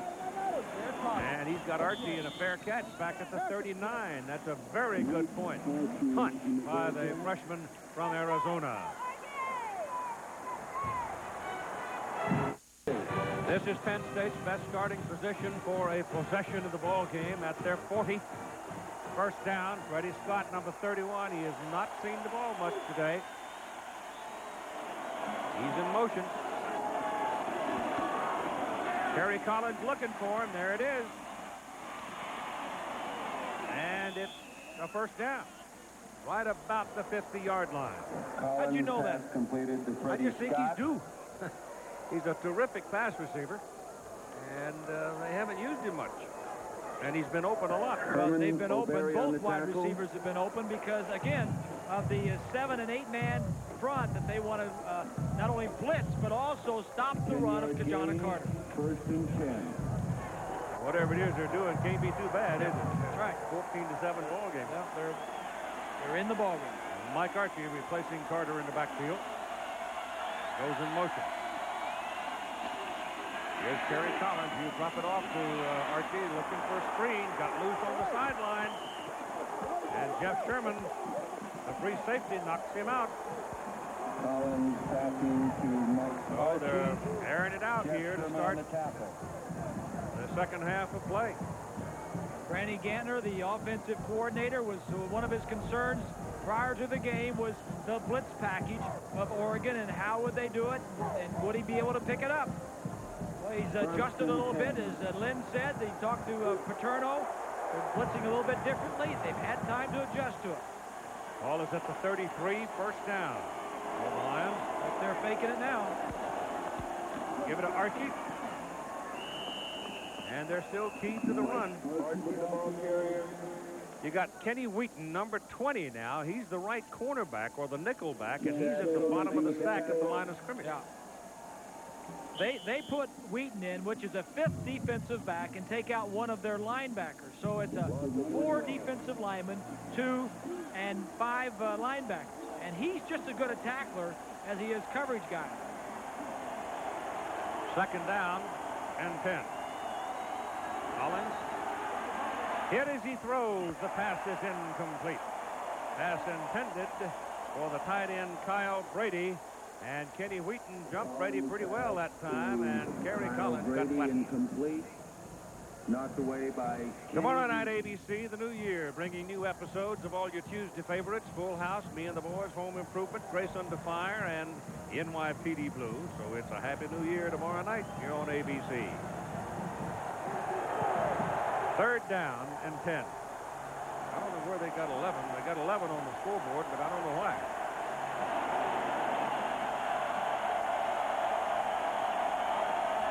Collins looking for it again. Throws a bullet. And he drills it to Freddie Scott. Freddie Scott. And he's short of the first down. Gain of 9 yards. He caught the ball just over the 25, and he had to go to the 23. So Brett Conway trots onto the field, and he will try a field goal. Brent Conway attempting the field goal. They will spot the ball right about the 32.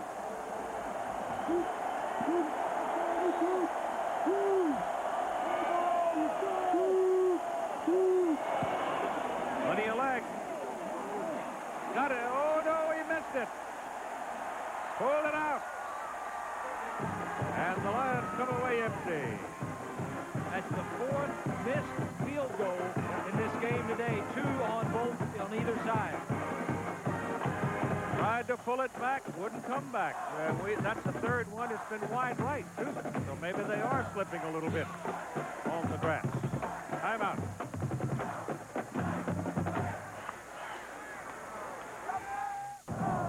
Tom Osbourne's cousin lived up there. That's right up behind the Rose Bowl.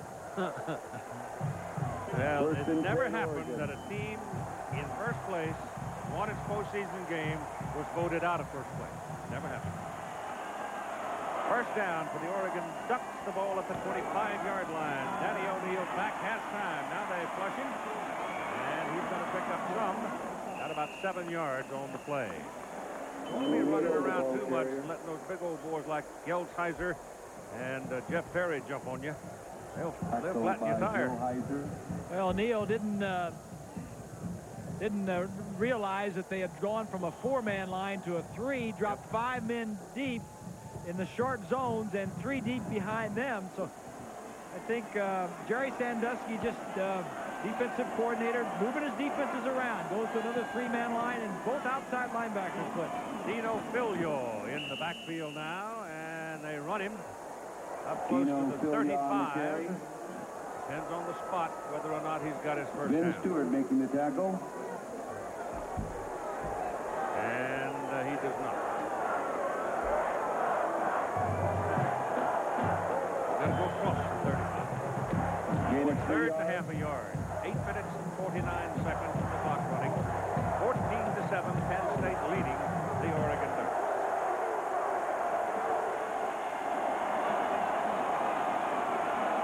O'Neal trying for the first down. His second effort may have gotten it, but I don't think so. I don't think he got it. Penn State just absolutely collapsed the offensive front, and it's going to be 4th down. Todd Atkins making the tackle. Look at the line of scrimmage. The center gets stuffed. That's Greg. But Zeke, number 51, was right there. So it's a good defensive line charge by the Lions. And it may be Gelsheiser that's down. Looks like 16 down. So there's the boss man of the defense right there, flat of his back as they work on his leg. Tonight in the USF&G Insurance Sugar Bowl game, rematch, Florida State and Florida. Gators had the Seminoles locked in the teepee, and they got loose in the regular season game. And that could just be a war. I mean, there'll just be a war. You know it will. And it's coming after the Rose Bowl. Danny Cannell, I think, maybe have come of age in that ball game, the second half against Florida. Gelsheiser is walking off. It looks like it's an ankle problem or something. He'll be missed. He was the #2 tackler in all of the Big Ten this year. All right, they'll punt it on 4th and a half a yard, or a full yard now. That's a good snap. No pressure, though. The kick's out of there. Mike Archie has to back up and let it bounce. And it gets an Oregon roll and keeps on trickling and will finally expire at about the 21-yard line. Turns out to be a 45-yard punt, and we've got 7 minutes and 54 seconds to play in the third quarter. Salih Malapai, the Samoan, and on his stomach. Look at that. Now, Keith, I'm told, I don't know, but Turian tells me that you may have Sherman Oaks across your front. Not a chance. Not unless I fix my house. 21-yard line for Penn State with Carter and Milne in the backfield. And Collins throwing on first down. Down the middle. Pass complete. Kyle Brady tied in. Let me tell you something about Brady now. He's 6'6", 260 pounds. Your safeties are the people who have to deal with him. And they are Chad Cota, 6'1" and 190-91. He's more than 181. Jeff Sherman at about 180. So they're giving away height, 5 inches.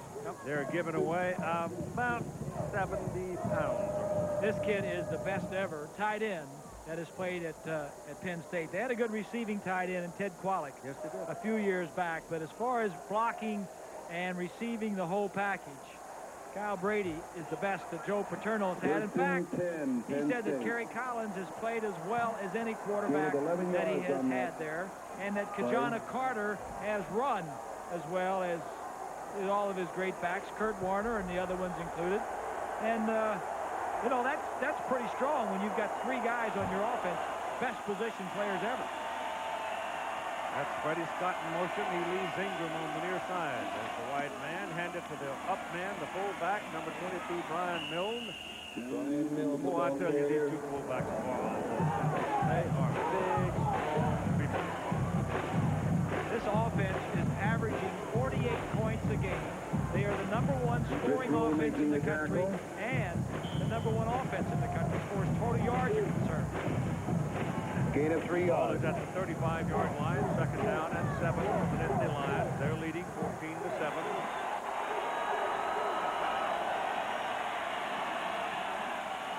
Oregon again lines them up. 1, 2, 3, 4, 5, 6. Here we come. Passes away, and the pass is incomplete. Alex Molden covering Freddie Scott. That's a pretty good matchup there. There's no inhibitions about Molden and O'Berry. They'll take you on man and run all over the field with you.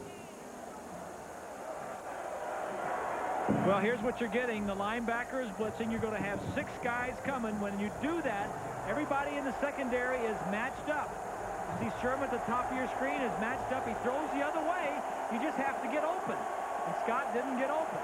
Somebody had a hold of him as he let the ball go, too. On third down, Kerry Collins has time to pump it, then takes a lick, completes the pass. First down, thrown to Juravicius.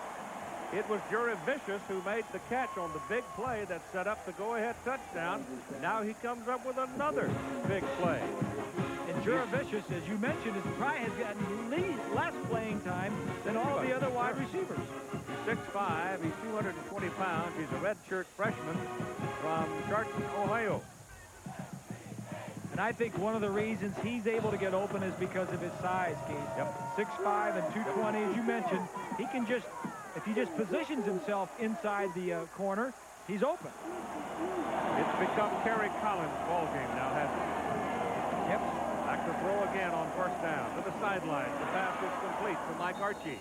And Archie has what appears to be another first down or very close to it. Mike Archie. It'll be on the Oregon side of the field near the 46-yard line. And as you mentioned, it's Collins' game now, and it really plays in to the strength of the Ducks because their strength is their secondary. They've stopped Carter, Kajana Carter. Other than that first run of the game, their strength is in their secondary. They're forcing Collins to throw the ball against that secondary. But somebody's got to get in the quarterback's face. The best secondary in the world isn't going to do much if you give that guy like that time to stand around and survey. That's why the blitzing, the 5 and 6 men come to put pressure because the defensive line is not the strength of this defensive team. The size of Kerry Collins impressive, though. In the Michigan game earlier this year when he shook big old Steve Morrison off his back and threw a rope for a pass completion, he sold me right there. Yeah. He's about 235 or so pounds. He stands 6'5". He's only been sacked 5 times this year. That's testimony to those blue-collar guys in front of him. Archie and Whitman in the backfield. Second down and very short. Collins dancing around. They're coming after him, but he gets his pass away. It's intercepted. It's picked off by Reggie Jordan. And Jordan is knocked out of bounds down at the 17-yard line. John Whitman saves the touchdown. That's another blitz. There's six men putting pressure. Brady, number 81, is being covered by Jordan, 47, a linebacker. He's also got help behind him from Coda. Bad news for Oregon in the aftermath of this play. Rich Rue, number 48, the inside linebacker, is hurt. So we've got a timeout for Rich Rue right now at 5:35 to go in the third quarter. ABC Sports coverage of the 1995 Rose Bowl, brought to you by Pizza Hut. You love the stuff we're made of. And the Chrysler Corporation and its divisions judge us by our performance. Oregon's ball, first down, Penn State 17-yard line after Reggie Jordan's first interception. Rich Rule walked off the field. Gelheiser's is back for Penn State, having had an ankle retaped. And it's Whittle and Jones lined up behind Danny O'Neill. They've not been in the air yet in this half. By Jones, fullback out of Lafayette, California, and Gelsheiser is right there. You could hear that one all the way in Pomona as they ran together. Gelsheiser put on some other shoes. He gets some high tops on. Well, they retaped his ankle, and they are high tops, yes. No gain. He's had ankle trouble, I think. Looks like he put some white tape over those high tops. Yep. There was nothing on that play. Nothing. So it is second down and 10. Oregon had 29 passes first half, none yet this half. O'Neill's pass to the corner. Gotta be good. I don't think he came down in bounds. Tristan McLemore. He was carried out on the shoulders of a Penn State defender. The officials have signaled nothing. Yeah, he signaled touchdown. Where? The one man down there, the one official signaled touchdown. But you got to get a foot in bounds. This is not the NFL rule where if you're pushed out. Let's take a look.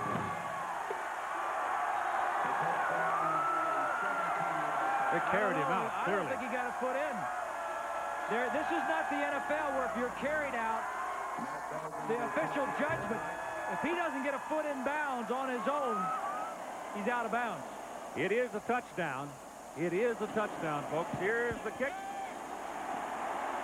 And he just barely got it through. So Belden's having a hard time with this place kicking stuff today. But we're tied at 14 with 4 minutes and 54 seconds to play in the third quarter. It's from the other side of the field. McLemore, great leaping ability.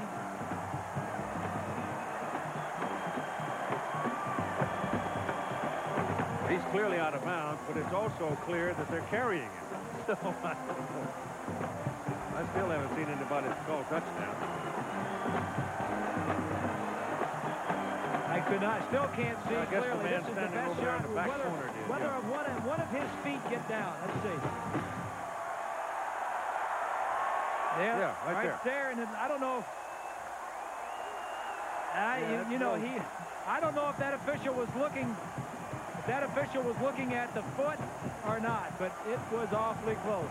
Whew. Well, that's pretty exciting stuff. 14-14. Only one man threw up his hands, and I couldn't find him over there in the corner. So Oregon has pulled even with the Nittany Lions at 14, and will kick off now.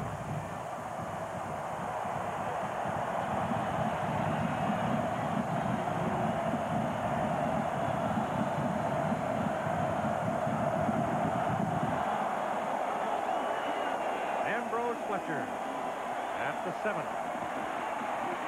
That's fresh legs.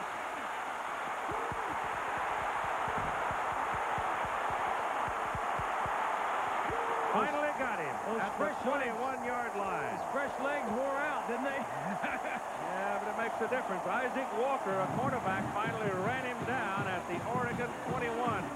So the Ducks get themselves pinned in the middle of the field, and the Nittany Lions blow them out of the water. Well, Collins makes a mistake.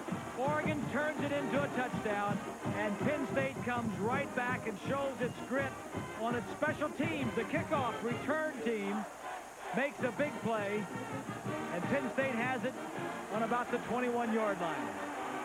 4:40 to play in the third quarter. 14-14 tie.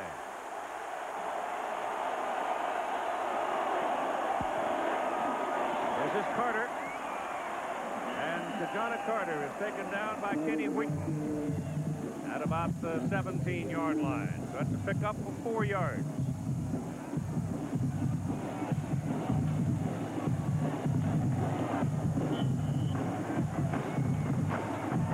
Carter's been pretty quiet since that big opening run. 32 yards, a couple of fumbles. They have really been on his case. Second down, 6.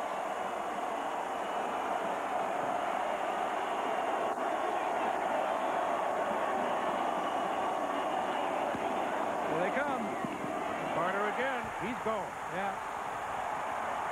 Wide open left side. Bang. Penn State comes right back and regains the lead. But it was the kickoff return that did it. Oregon got pinned in the middle. And the Nittany Lions buried him. And from the 21, it was pretty easy. Nick Alioti, the defensive coordinator, says we're going to gamble. Look at all these guys blitzing, and there's going to be a huge hole up inside. Offensive line does a nice job. That's Conlon, number 53, comes across and gets a block. It may be one of the easiest touchdowns. Took 1 minute and 1 second. Carter ever scored. Is good on the point. So Nick now has got to regroup his group at 3:53 to play in the third quarter.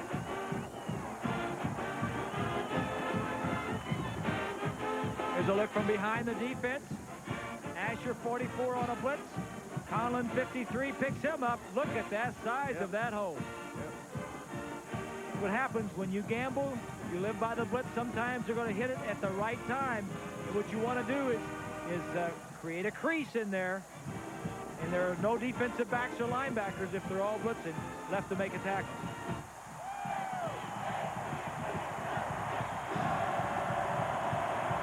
The Goodyear Blimp Eagle giving you these aerial pictures. Glenn Hampton, the cameraman. Goodyear Blimps traveling over 100,000 miles each year, covering major events, not necessarily sports, a lot of different kinds of events. Great picture platform. When you see the blimp in town, you know something's going on.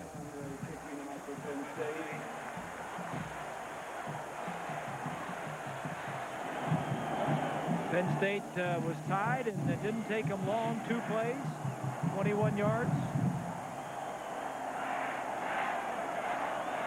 Didn't take them long to score. 2.14 is their average. Yeah. Average 2 minutes minutes and 14 seconds. 78 scoring drives coming into the game, averaging 2 minutes and 14 seconds. We're getting down into the point, too, where you start wondering about depth, manpower depth. Well, that was certainly it's a cool day. It's a cool day. So that played a factor last night in Nebraska's win over Miami, didn't it? Fourth quarter. Yep. Well back in the end zone. No return by Whittle. They'll bring it out to the 20. Ricky Whittle downs the ball in the end zone. Well, they've shut down that little wide receiver screen move, that play they like. They haven't done anything with that lately. They've changed up the defense and got some confusion for Danny O'Neill to look at. Josh Wilcox has been shut down here in the third quarter. So the Ducks now need to look around and see if they can find another two. It's right. Penn State adjusted defensively. Look at Josh. He's healthy. Jerry Sandusky made some adjustments. Now Oregon has to react to those adjustments. How about Bill, on a screen. Yeah, he got some room. Oh, my goodness.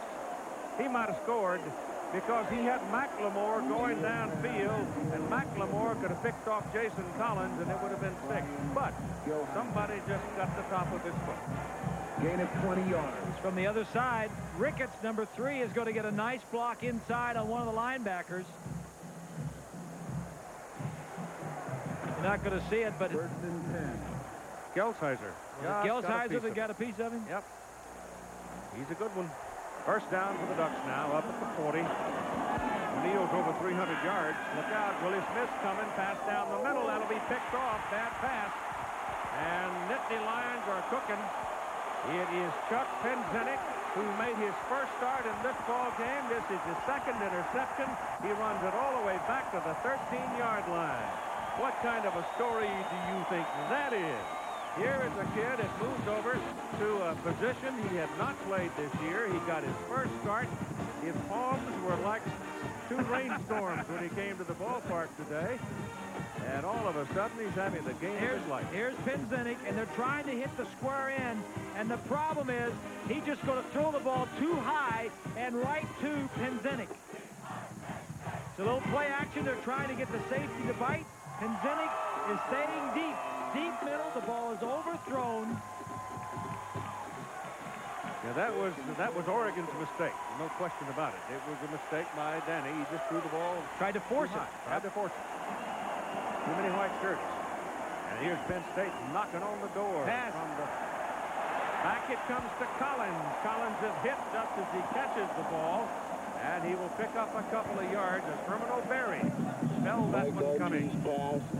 See, Mike Archie had a touchdown pass earlier in the season, you know, and he's been whooping that pretty good. He's 2 for 2. And both of them were for touchdowns. So he's saying, oh, shucks. He says, Todd, Kerry Collins, you got to get in the end zone here. Come on. You're running my average. It'll be second down and 8 for the Lions at the Oregon 11-yard line. Ducks defense needs to get its back up right here. Kajana Carter and Brian Milne in the backfield, and that's Scott in motion. And it's Carter with the ball. Oh, I tell you, he is quick in traffic. He has great balance. Big, thick, long leg. He's the best I've seen, Keith. We've seen a lot of them this year, but he's got a good offensive line, and he's got a tight end that can block, and he's got fullbacks that can block. Conlon gets rid of Asher, but this kid, he reminds me of Emmitt Smith. He is strong, and he is built low to the ground. Penn State has blockers everywhere. The tight end can block, the fullbacks can block, and tailback benefits from all of that. It is first and goal for Penn State at the Oregon 3. 21-14, Nittany Lions have the lead as we head toward the end of the third quarter. Defense, Penn State defense is the difference in this game. Now, it was the offense early on. This is Carter, and he's touchdown. So,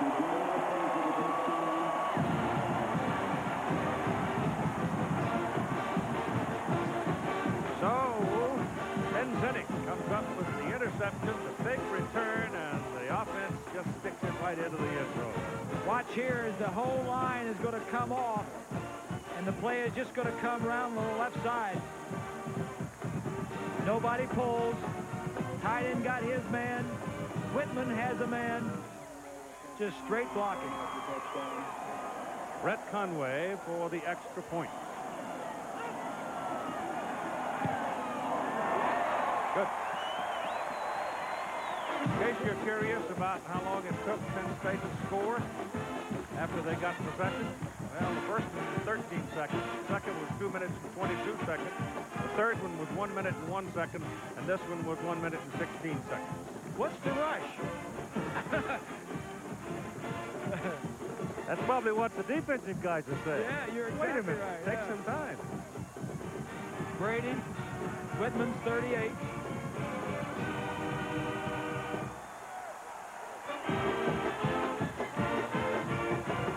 That's Whitman, number 38. He's the fullback. Offensive line, Johnson and Rivera.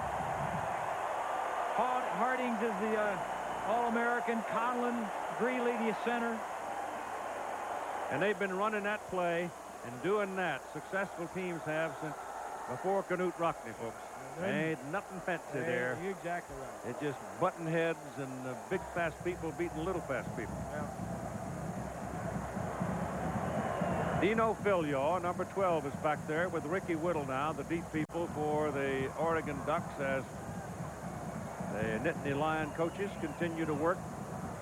Brent Conway. It's surprising how many people will blossom for you after a regular season and going into a postseason game. That's why it's so valuable for coaches to get into postseason games. They get those extra days of training. Practice time. Yep. Especially for the freshmen and sophomores.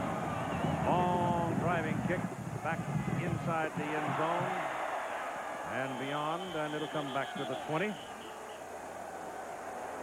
That's where the Ducks will go to work. 2 minutes and 1 second. They've been very quiet here in the third quarter. Had that one play where they almost broke him down the sideline.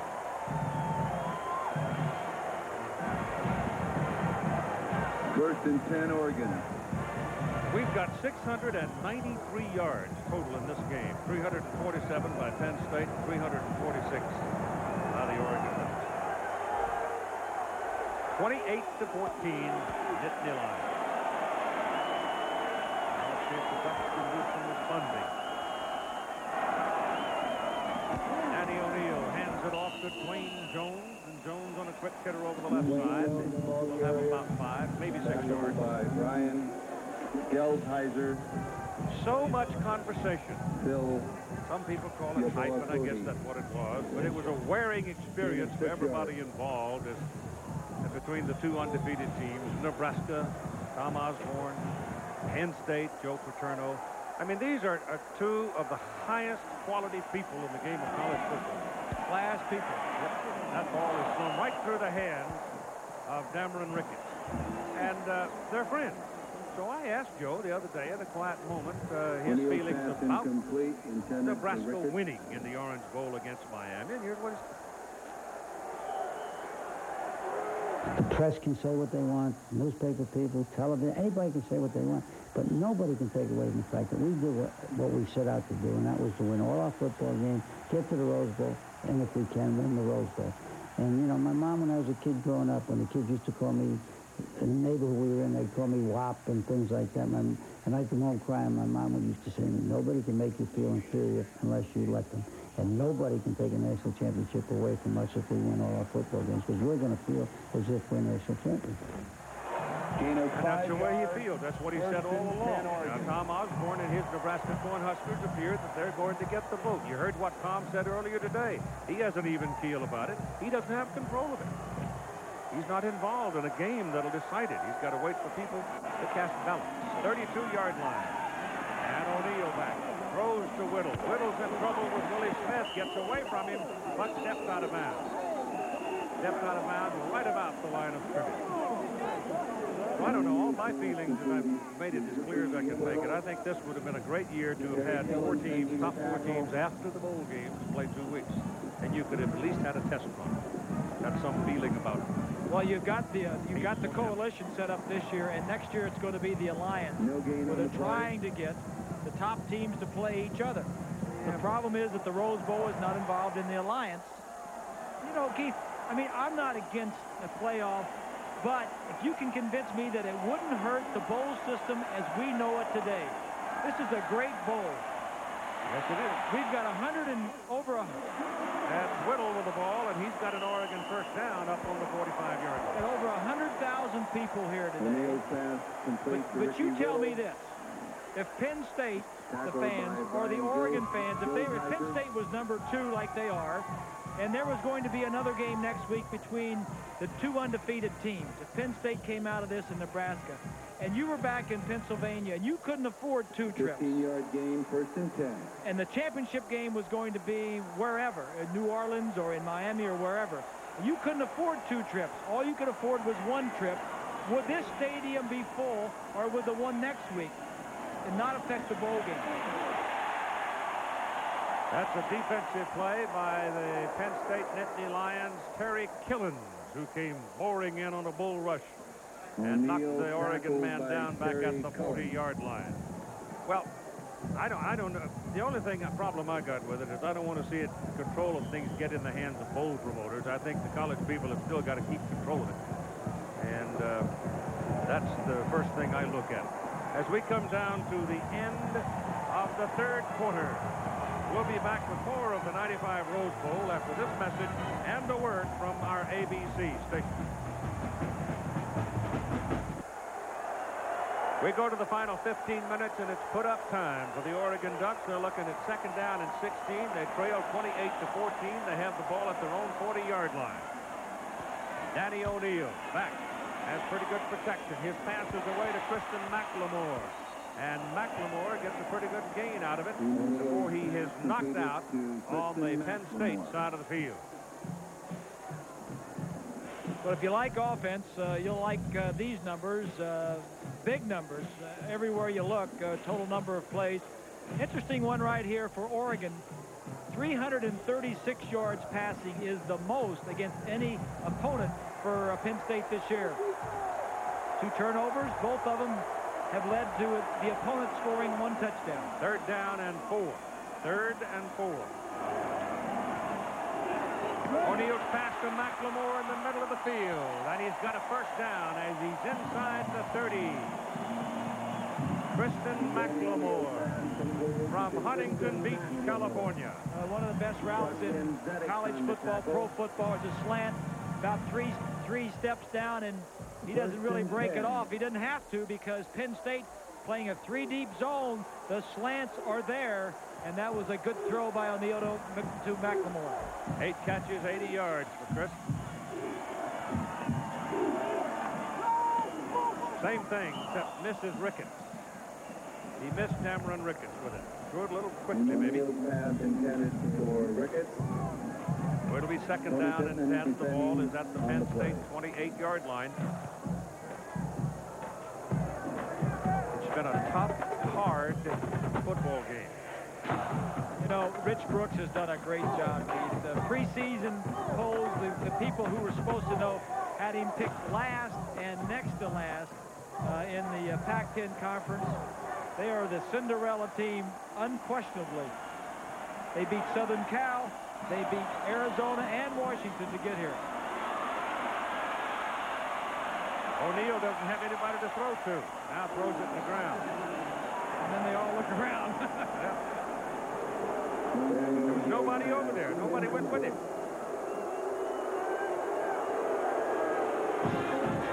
Your quarterback's scrambling, one to his right. You got to go the same direction. Whittle was over there just enough to allow him to throw the ball into the ground.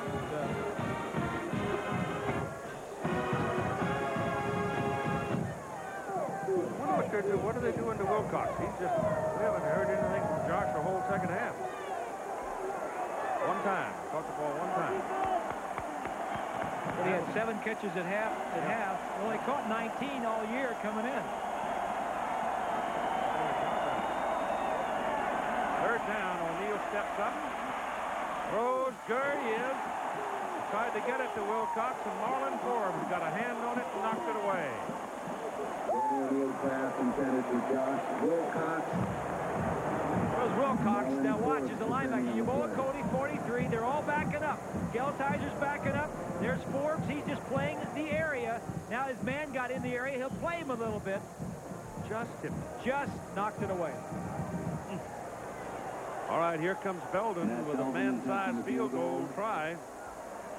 Might be a fake here if you got one. Let's see. He's going to mark it right about the 45. It's up. And he can't buy one. That thing stayed right, started right, stayed right. Hit the bar, that way all day. Hit the bar. Hit the upright. So he's 0 for 3 on field goals. And with 14:11 to play, it is 28-14 Penn State. There's a look at the field goal. Good snap, good hold. Belden gets it up. It's just going to hit the upright. 3 wide rights. Here's Rich Brooks. They may not be the biggest or the strongest or the fastest, but I think that right there shows you why Rich Brooks has been a successful coach for a long time. Cares about his kids, and he'll be back. Kerry Collins wanted to let it go. Now he does. He's got Bobby Ingram back there, and it is incomplete. And he was in a full-scale duel with Jeff Sherman, the free safety. Collins pass intended for Bobby Ingram, incomplete. I went up there. Jeff Sherman on the play. Spent a day with him, and I enjoyed it thoroughly. And I can say over the years, all the games that I've been involved in with Joe Paterno's football team, I have never failed to enjoy being around his team. Yeah. It's been such a delightful week. I'll never get the image of those two dancing. Joe with Sue at the director's dinner the other night, and Rich with his wife Karen, and they were the only two on the dance floor. And then Joe went over and switched, traded wives, and they danced for a while, and everybody there applauded. Well, it's supposed to be a festival. That's why the the ball games, the bowl games are perhaps important in the sense that they are supposed to be festival. But we insist on heaping all manners of hype and pressure on top of the kids, and it's pretty hard sometimes to have a festival when the media insists on loading them up. 3rd down and 7.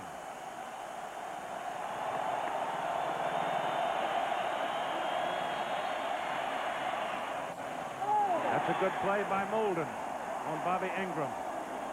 I'll tell you what, those two corners, O'Berry and Molden, and Wheaton, when he's in the ball game, have done a job on the wide receivers of Penn State. Single coverage. Collins went to the right man. Molden, the defensive back, did his job. He had him covered. Darrell Kenny is on the field, 42, 36, 39, and 50. Now here's Pat Johnson, the speed burner for Oregon, back for the first time today as a kick returner. I think this is part of his future, too, because he has such speed. Once he learns to play the game, look out. That one slid off the foot. Bounced right back to where Pat Johnson was, but there's too many white shirts around it. And it'll roll dead at the Oregon 27. 42-yard punt. All right, Brent, you guys are in for some fun down there in Newlands tonight, I think. 28-14 here, Penn State. Oregon with the ball now at their own 27-yard line. Dino Filio, the single back for the Ducks. Danny O'Neal. Not much on the play as Tony Pittman stepped right up on Filio in a hurry. The Big Ten, of course, trying to win their 3rd in a row against the Pac-10 if the Nittany Lions close the door on this one.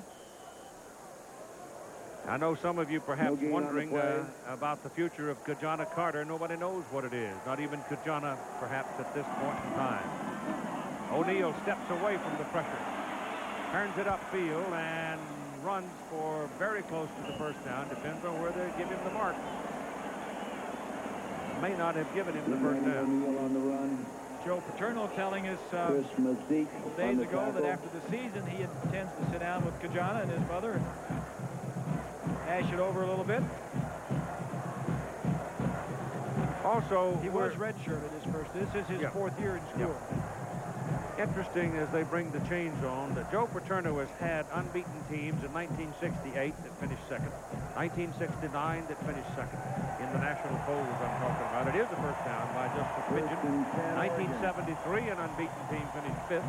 1986 they finally got one. But here he is again, going to probably finish the season undefeated and finish second. Well, in the national poll. Yeah, but he also won a national championship when he lost a game one year. Well, that's true. Yeah, in '82. That's Kristen McLemore with the ball.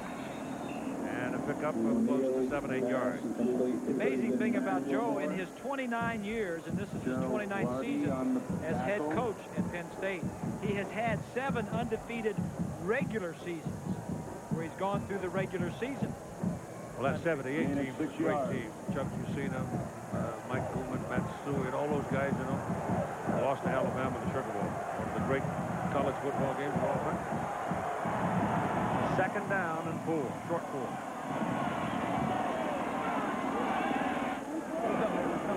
There's the first down. It's Filial, and Dino moves it to the Penn State side of the field, the 48-yard line. O'Neal is now over 400 yards in total offense. There's a look from up above, the Goodyear blimp. First and 10. Filial number 12 just going to slide out. O'Neal does a nice job of setting this up. And then the speed burner. Ball loose. He came away, it came off the snap, didn't stay down under it, and the ball got loose. And O'Neal covers it. Danny is saying, get that building off of me.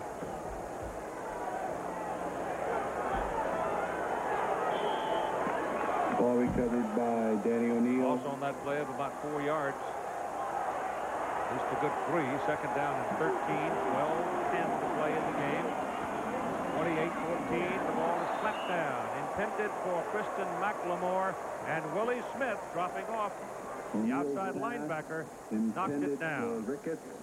So it'll bring up 3rd and 13. Saturday, January 14, season premiere of the Professional Bowlers Tour begins with the AC Delco Classic.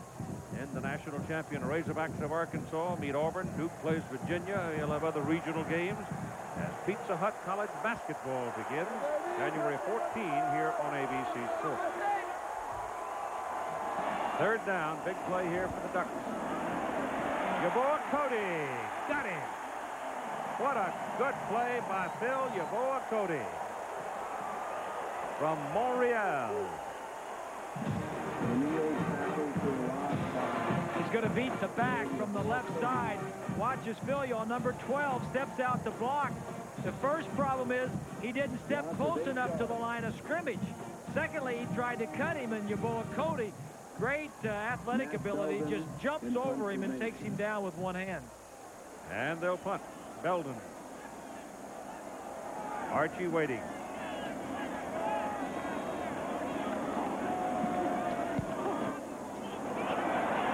Didn't get it to turn, but it takes a good bounce.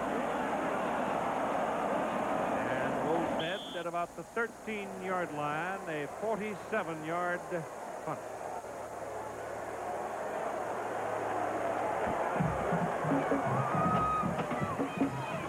That's State College, Pennsylvania, I'll have you know. Now, everybody who wanted to come west couldn't, so they've had a week of festival activity at home. The Rose Bowl theme shown in the ice sculpture along South Allen Street. Their New Year's Eve midnight fireworks were rained out, but by that time it didn't matter a lot. Called first night at State College, Pennsylvania. First down for the Nittany Lions, and this is Kajana Carter. And they're able to keep him from turning the corner as Alex Moll, the cornerback, came up and pushed him out of bounds. Well, we've been mentioning the blocking up front. Brady, number 81, watch him as he blocks down on the defensive end. That's Bailey. Number 56 doing it by himself, and the follow-through. Stays with him and stays with him. That is very impressive. That young man will be very popular when it's time to draft tight ends in the upcoming NFL draft. He will be a highly drafted kid, I guarantee you. Oh, look at this. They swarmed him. Paul Jensen was the first man to get there. And Carter not only didn't get a second step that time, he really didn't get his first one. Well, the last time you saw what's good when the offense dominates. Now watch as the linebackers mix up the blocking scheme for the offensive line. 4 yards. Linebackers coming in different gaps at different times. 7 and 8 people coming through the line of scrimmage.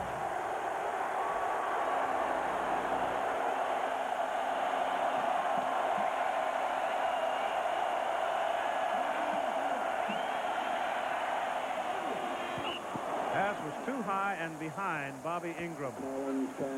You know, I'll tell you what, that big old Bucky Greeley, number 60, the center for Penn State, he's a chunk in the middle of that line, you know, and you don't knock him out of there much. You know, he's underappreciated. You know, Harding's next to him is the All-American. Darrell Kenya punting to Penn State. Greeley is the captain. He made all-conference second team. Centers are the guys that usually are the smaller ones and the brighter ones that have to make all the line calls. Oregon's going after this one. Kenya in the end zone. Should hit it about the 1 yard line. They've got 10 ducks up there. But he gets it out. And a fair catch as Johnson lets it go. Well, better get out of the way of it, young man. He called his fair catch, and by not catching the ball, he gave away 10 yards. Wound up a 42-yard punt.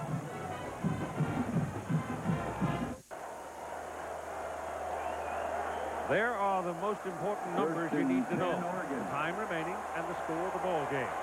It is first down for the Oregon Ducks at their own 46-yard line. Danny O'Neill quickly to Ricketts. Cameron Ricketts running in the middle of the field. Will pick up the better part of 7 yards. O'Neill has 35 completions now, which is a new 34 completions, which is a new Rose Bowl record. That moves him past Ron Vanderkellen in that 1963 shootout between USC and Wisconsin. Here's Whittle. And Whittle getting down the sidelines for a big play and a first down at the Penn State 31-yard line. Whittle getting the ball on screen plays to his best and fastest players. Ricketts on one play and Whittle on another. He now totals 405 yards, and that also passes Ron Vanderkellen's record. There's plenty of time left in this ball game, Keith. 31, Penn State.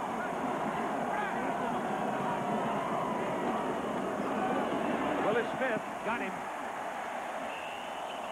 Ball came out, but he was down. Willie Smith one-handed him and took him down for a loss back around the 35-yard line. ABC Sports coverage of the 1995 Rose Bowl brought to you by Ford and your Ford dealer. Have you driven a Ford lately? By McDonald's. What you want is what you get at McDonald's today. Hidden Valley Ranch flavor Wavy Lays. Bet you can't eat just one. I got one more after this play. O'Neill throws that one intended for Kristen McLemore, thrown behind him, and Chris really didn't have a chance to catch it.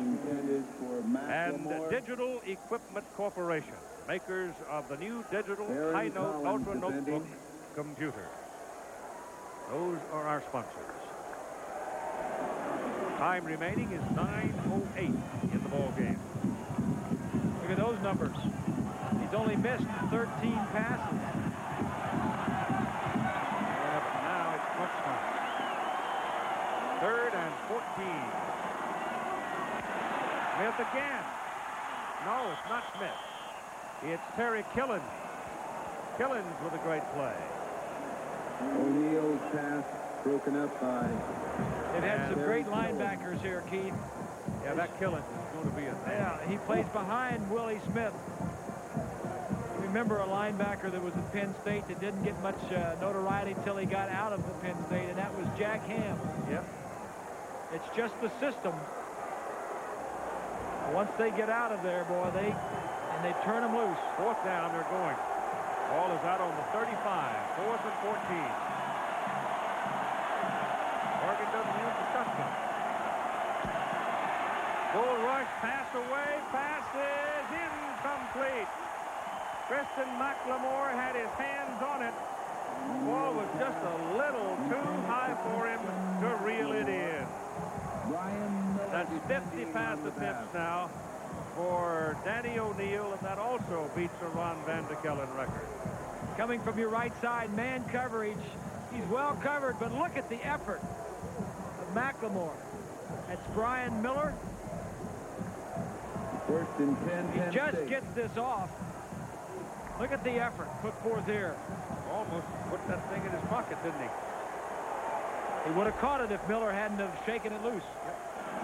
Mike Archie now is in the backfield with Brian Milne as the Nittany Lions take over at their own 35-yard line, and Milne with a strong run of 6 yards as the penalty flag is thrown on the far side of the field.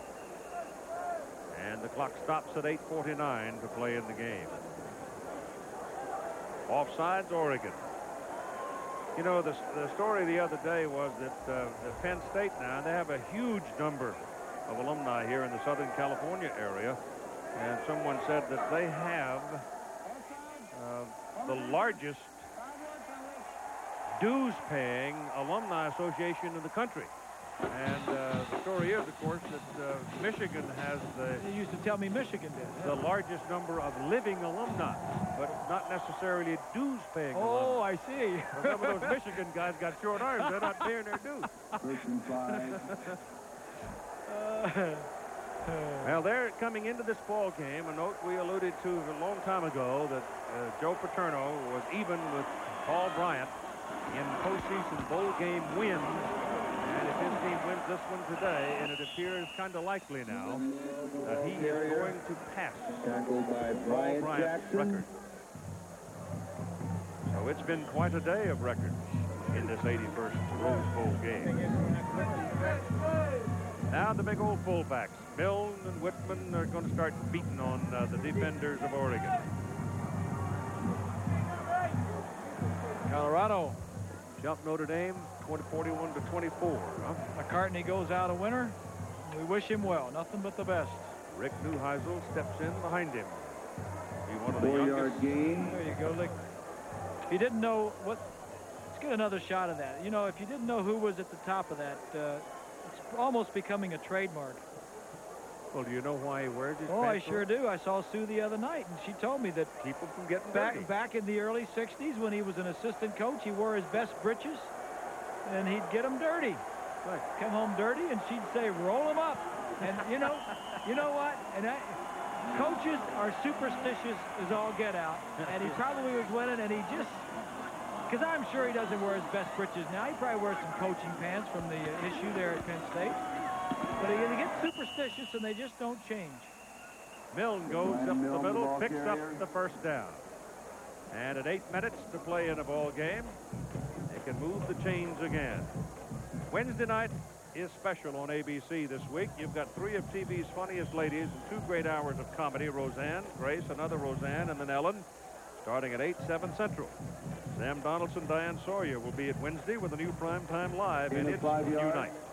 All of it Wednesday night here on ABC.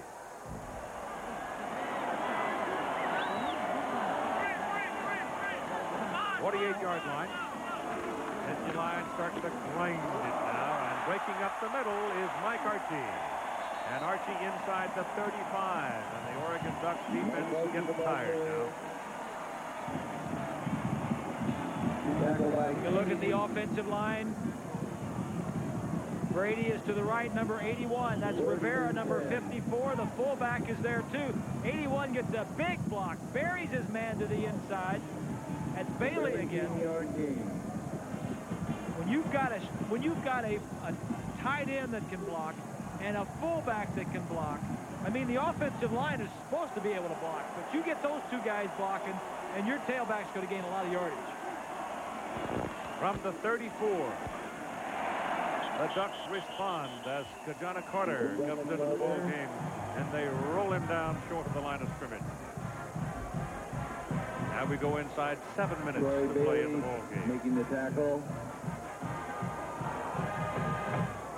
Kajana Carter has started 18 games in his college career, and in 16 of those 18, he's gained over 100 yards. Seems a little bit disgusted that he's coming out of the game here today. Second down and 13. Kerry Collins quickly hits Freddie Scott. And Scott will get inside the 30, and that'll be first. Collins pass completed. They got to go just near the 24 for it. Alex Molden So on the pick up tackle. there of about 8. The last Big Ten team to come into the Rose Bowl unbeaten and untied was Ohio State back in 1979. But the Southern California Trojans beat them 17-16. It's interesting the mix of teams we've had in the last few years, too. A lot of different teams. Wisconsin won from the Big Ten last year. Michigan 2 years ago. That pass is swung out to Mike Archie. And Archie is knocked out of bounds, and he is hit short of the 25, which means he's short of the Mike Archie. I tell you what, they bring a freshness, a whole new ambiance, an enthusiasm that is wonderful. Wisconsin last year, and then Oregon this year, and Penn State. They put up a great big tent outside the Rose Bowl for those who couldn't get tickets. This was a tough ticket this year. I think that's a great idea. Big, one of those big screens. 3 yards on the play. So if you just want to come to this area and be a part of the ambiance, not get inside with a ticket, but, you know, hang around. Ain't a bad place to hang around. It's not shaking. 43-yard field goal try, a lot of leg, it's good. Brett Conway from 43 makes it a 31-14 ball game, Penn State.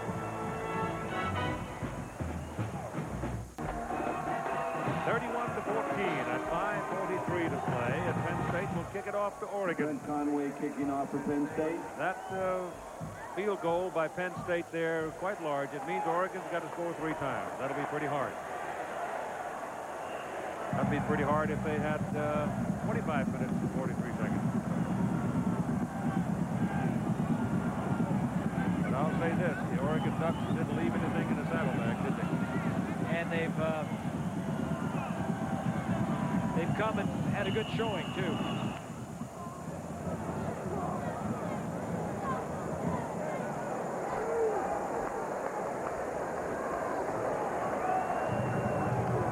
This is their first 9-win season for Oregon in 46 years.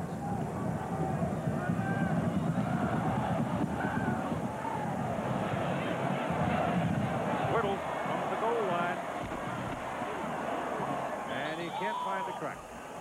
Comes out to the 18, and there the Ducks start. Eddie O'Neill, who has been a big record setter in this ball game, comes out at quarterback. O'Neill has what now? 3 records, the tackle. yardage, attempts, and completion. Grew up in this area, too, didn't he, Keith? Guys from Newport. Yeah, a lot of the, in fact, 52 of the 94 players on this Oregon roster are from the state of California. So Oregon still got one grass school. I mean, they don't have a lot of, not many people up there. The way they want it. Here's a little bit of a delay with Chillior trying to pop out of there, and Dino can't quite get it done. He gets up to about the 20. Lynn Stewart making the tackle. Him and took him under. Probably Gelsizer. He's in the neighborhood, and if he's in the neighborhood, normally he's got a piece of the action. Willie Smith shows blitz.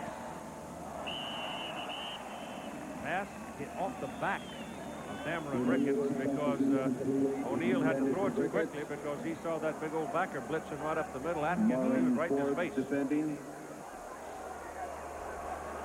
This is the 31st different possession in this ballgame. In other words, Oregon's had the ball 16 times, and Penn State's had it 15 times. Normally, you'll have it maybe 11 or 12, 10, 11 or 12 times. If you have long possessions, obviously you won't have it but 7 or 8, but been a lot of short possessions.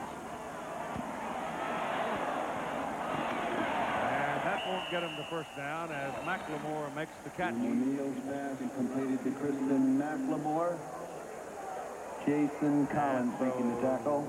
Let's see what they decide to do on 4th down, way back here on their end of the field. If they go for it and don't get it, then they pretty well conceded points to Penn State.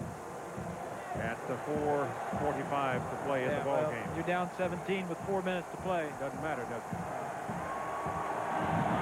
Look out. Yeboah Cody.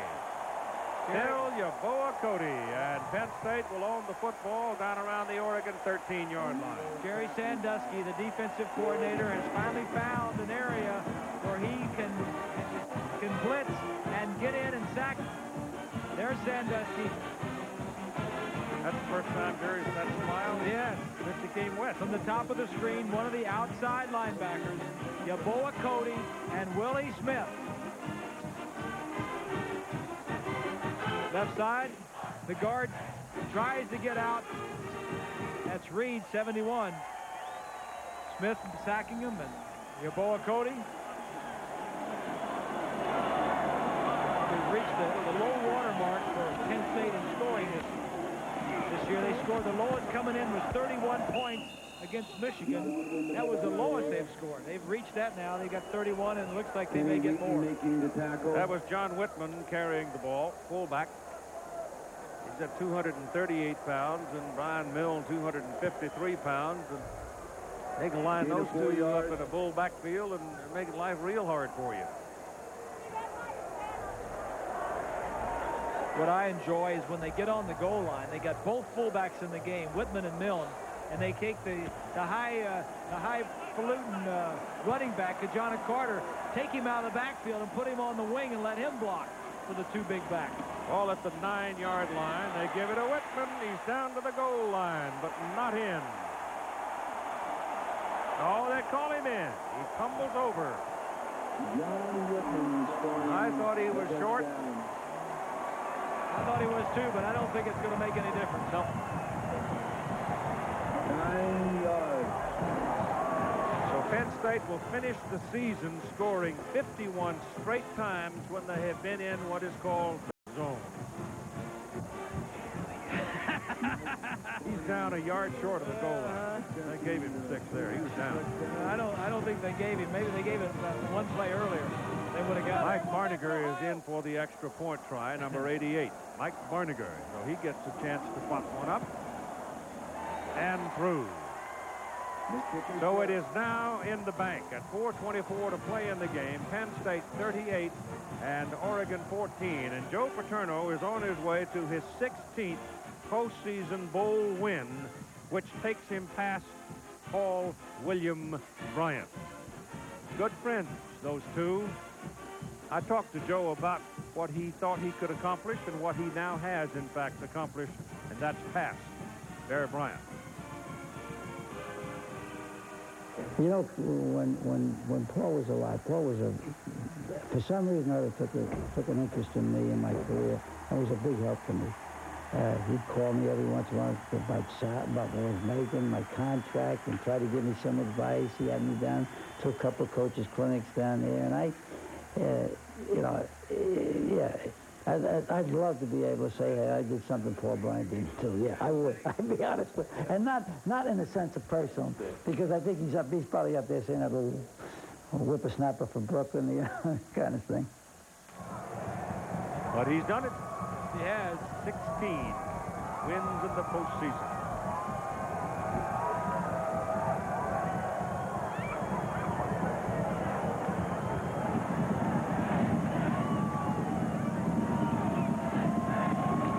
Conway kicks it. High in the air. A lot of air. Ball is taken by Whittle at about the 6-yard line. And he's across the 25. Now the Ducks can take another shot at it.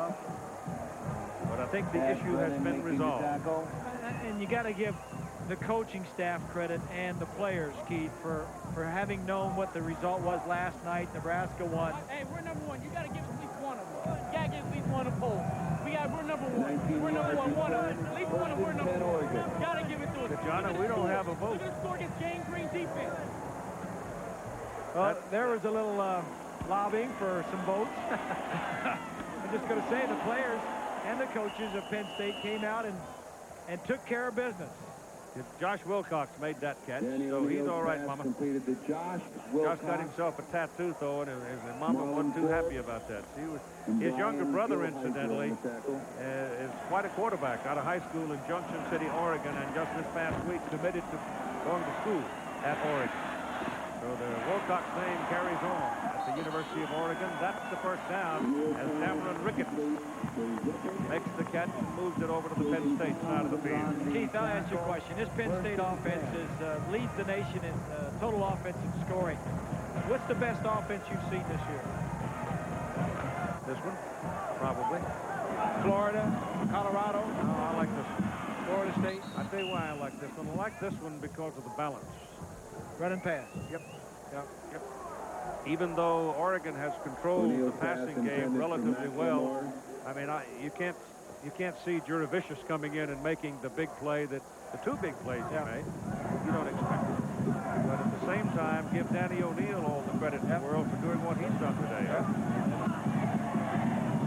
Penn State averaging 250 yards a game on the ground and 270 yards through the air. How about the most exciting game we had this year? End of the year? Yes, it Whittle down the sideline. Ducks haven't quit. Out of the 25-yard line. I thought the SEC championship game was pretty good. Great game, wasn't it? Yep. How about the... Florida State is coming up. A rematch is coming up right after this game, and there you are. USF&G Insurance Sugar Bowl game. And how about that show up in Ann Arbor between Colorado and Michigan? How about the most exciting play of the year? Well, you got to go with that catch in the Michigan-Colorado, I suppose. Yeah, it was... I'll tell you, there's a play, though, that was made in the Auburn-Alabama game. And I went back and looked just to make sure that I had not been deceived by my own eyes. The Damian Jeffries play where he jumps up in the air, slapped the ball, he intercepted the pass after putting pressure on Nix. That was a pretty good football play. But how about some of the play calling in that game with Spurrier? Spurrier making some of those calls. That was not bad. How about the best individual performance? I'll give you a clue. My vote, Texas-Colorado game. Yeah, some fellow named Salam. Over 300 yards rushing, wasn't it? Something like that. And part of it with a mild concussion. Yeah. Not bad.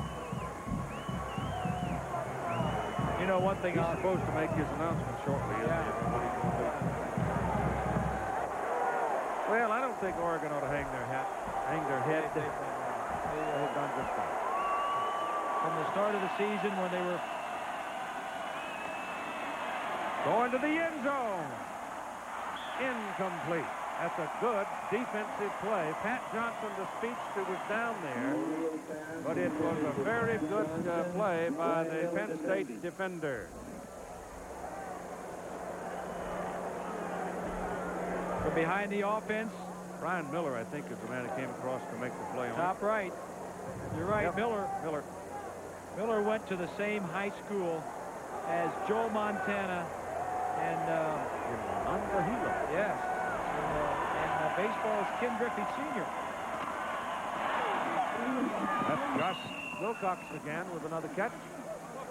So Josh had a huge first quarter, big first half, got rattled around some and was quiet in the third quarter, but now he's showing up again. But the man who did the thing for Penn State here in the second half of play, his name is Sandusky.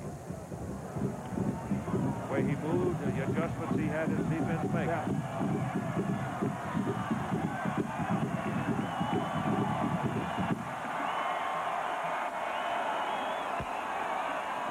That's Wilcox again for the first down. He's across past the marker, and he's got his first down.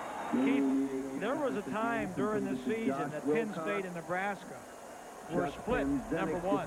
One was 1 and 1 pole, and it was going into the first week in November. In fact, Penn State was playing at Indiana. They ended up winning the game 35-29, but there were 2 late touchdowns by Indiana in the last 2 minutes, and one of them was a Hail Mary. And after that point, Nebraska was number 1 in both polls. And prior to that, it was a split poll. So O'Neill threw that one away. Yeah. Incomplete, intended for Josh Wilcox. Well, you know, my feeling on that is there's quite a gap in both of the polls between first and second, first place votes, right?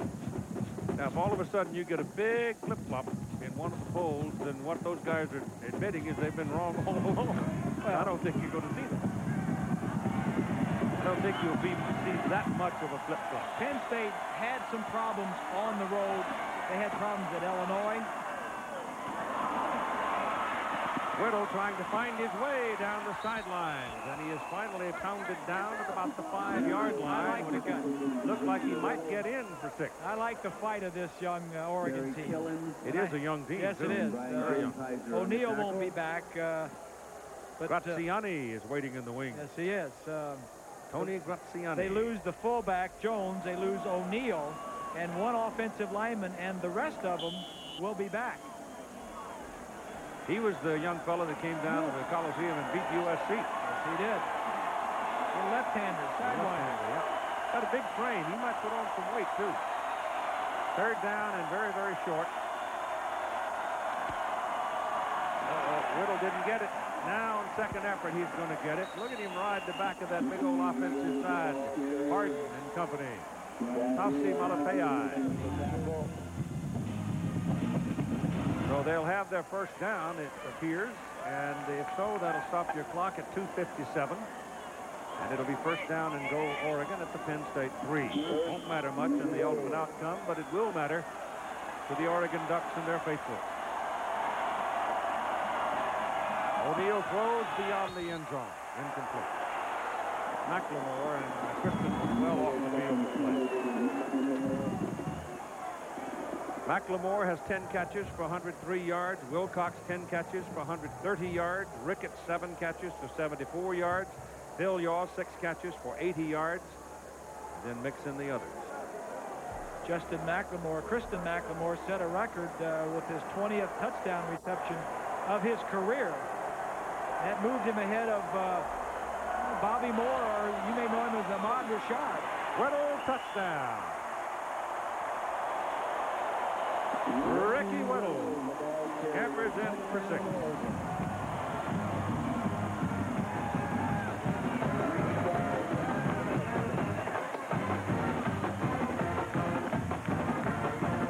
This is not insignificant points that Oregon is putting on the board either, because the kids that are coming back to this program next year will remember that they fought to the final bell at this Rose Bowl game, and they'll want to come back. And Rich Brooks kind of standing in awe of all of his new friends until they all found out there were no tickets available. 1 for 2.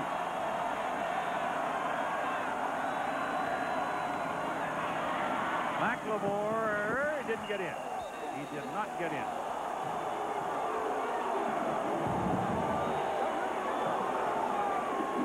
Penzinik was defending on the play, and if there is a Walter Mitty in this ball game today, there you go. It would be Chuck Penzinik. First start, nobody knew how to pronounce his name hardly. Joe probably had to look it up. Started him at free safety. He was a cornerback before all the injuries hit.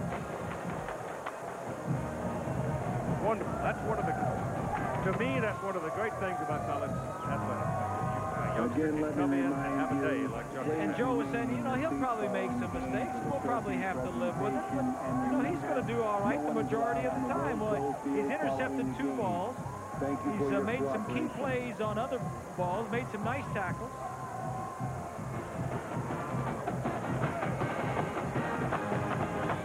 These 2 coaches getting votes in several different polls for Coach of the Year. Rich Brooks getting in some of the polls, and the ones that didn't vote for Rich, certainly Joe Paterno got the rest of them. He should. Matt Belden kicking off for Oregon.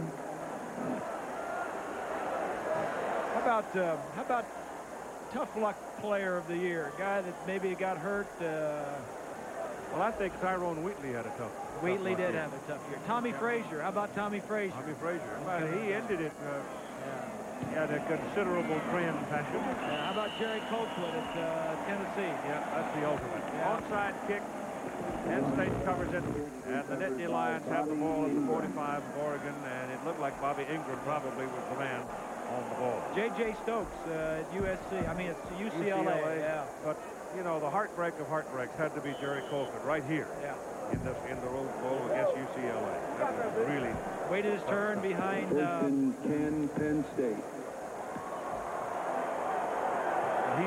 Heath Schuler, fifth-year senior. He finally got his chance to play. Here goes Carter.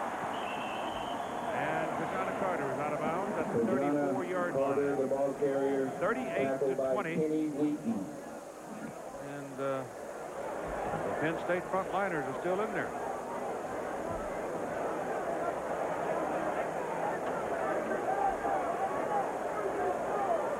I think they'd get some of the backups in there to get a little playing time in the Rose Bowl, huh? Well, looks like Wally Richardson may be the heir apparent. Yeah. Graziani, the heir apparent for Oregon. Not necessarily so. Penn State offense doesn't lose too many players either.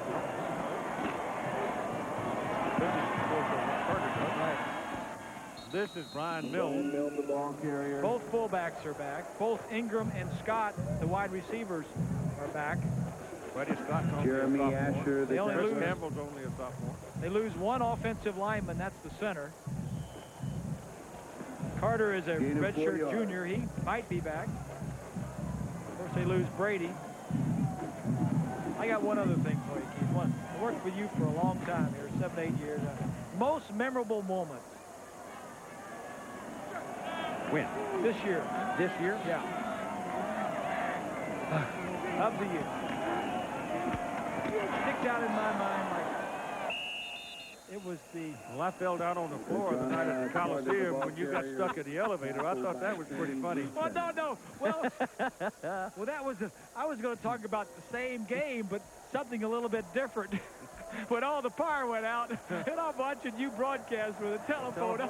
Oh, I've done that before. Oh, boy.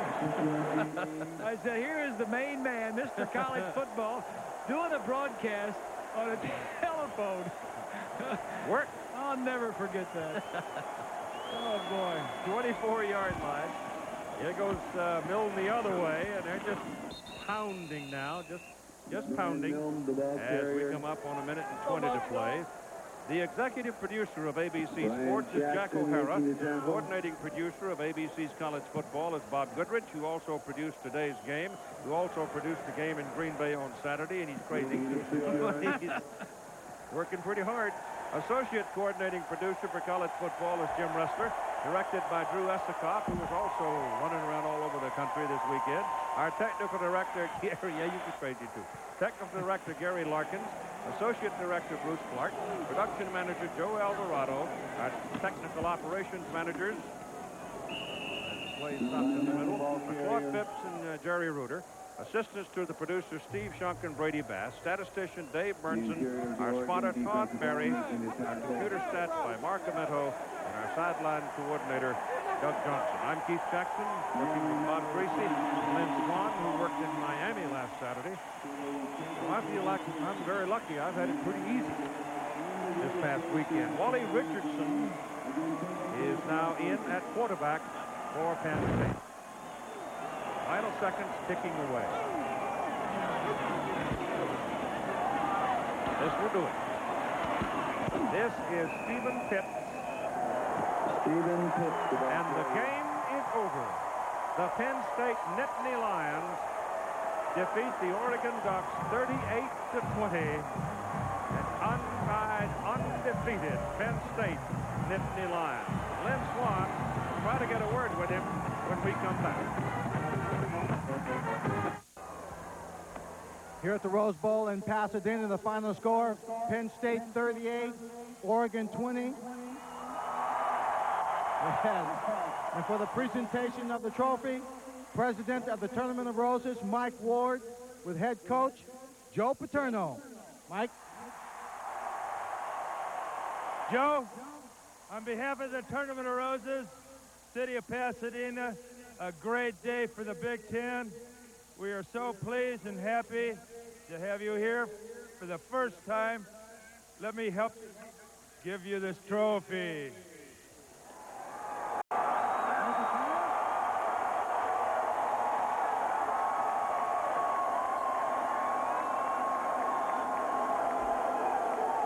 Joe, congratulations on that win. It's your second year in the Big Ten. Some people were concerned you'd win this Rose Bowl trophy the first year. It just took you one extra one. Well, it's nice to hear that kind of stuff, but we feel very fortunate that we were able to come out here this year and beat a fine Oregon football team that played really hard, played tough, and we're very honored that we were able to play against people like that and be fortunate enough to win. I'm glad we won for Penn State, and I'm glad we won for the Big Ten. But more importantly, I thought it was a great college football game, and I think college football won today. Sounds like to me, Joe, that you believe in your heart that this is the best team in the country. Well, there are a few thousand people here who voice their opinion, Joe. Well, I think I'd have to agree with them.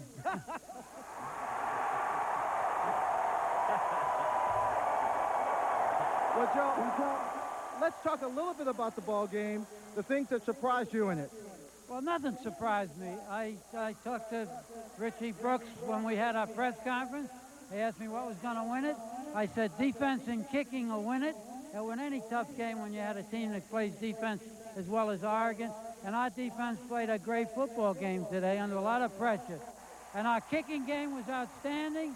And our offense, when they were being pressured, kept their poise, and we ended up playing a good, solid football game. Coach, you know a lot of people are going to ask you how you would feel about a national championship playoff.